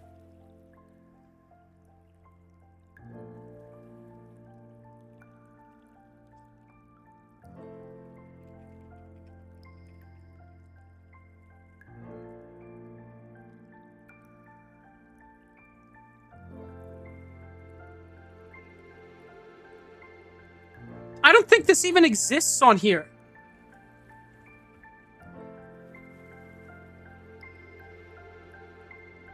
This isn't on the Wikipedia page.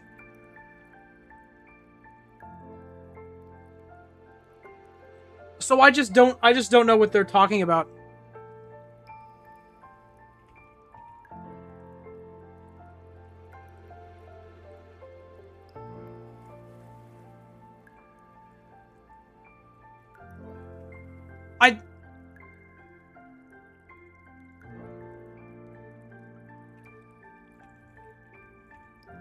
What word would even go in front of vacuum? It has to be two short words.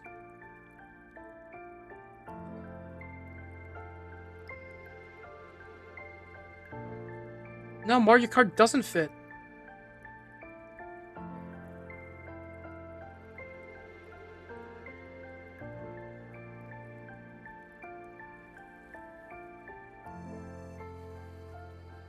There's only 8 spaces. Yeah, so if it's deep, then I guess if it's deep, then the only word that could follow would be low. Right? Deep was also the only word I was thinking of. And I know that they used low density particles a few times. It's probably that. That was that one treaty. It's like the Pagoda something.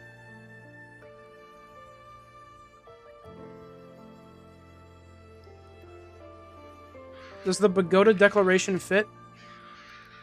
Okay, no, it's a different thing.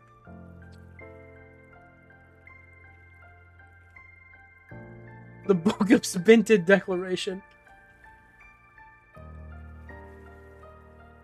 Oh, just the outer space treaty? Okay.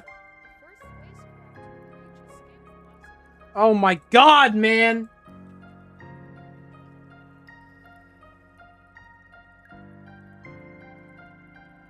What? The Soviet Luna 1? Okay, it's in 2 spaces. My bad, test. That one was my fault. Greater than 70, but less than 100. Gosh darn right I did!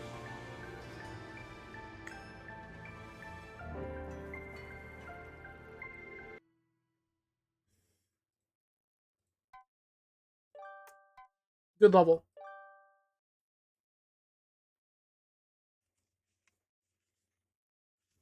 I bet you I got the first question wrong with 5 Kelvin. There might have been another one in there, but that one I'm certain I got wrong. Because they clearly wanted numbers not typed out as the whole words.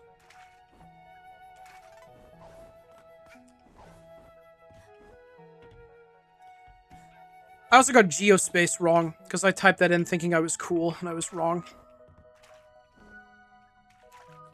How's the stream? Yeah. I really liked the second half of it. I thought the second half of it was a lot of fun. Done the Declaration 3 greens? Nope. I still have to do those at some point. I'll probably do them sometime soon, because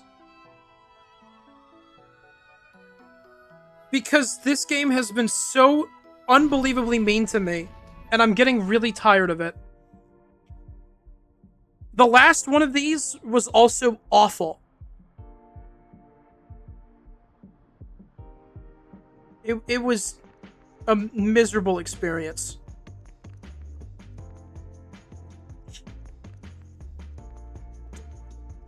That I haven't missed it then? Yeah, that's good. Yeah, I'll probably do them soon. Well, I'm glad that I could learn so much about space today. That test was bad, though. That test was not good. Quaver? It's true. I've worked tomorrow, so I'm gonna go. Right, me. I'll have a good one. Oh my gosh. Sleep well, Catwish. Good luck getting to work. I believe in you. Unbeeble? It's true. That's what I've got on here.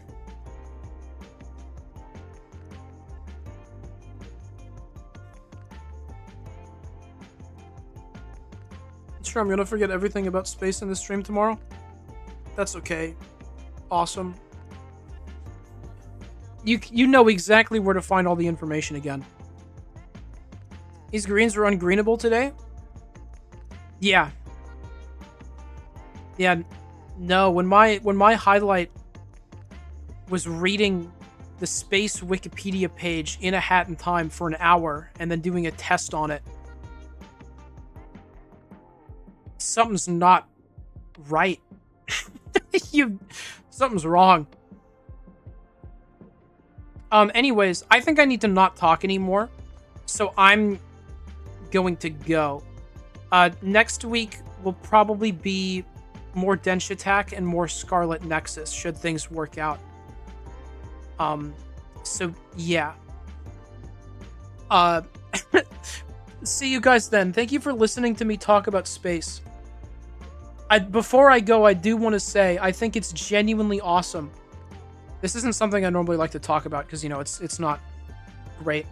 But the viewer count was the most stable for the entire hour that I talked about space.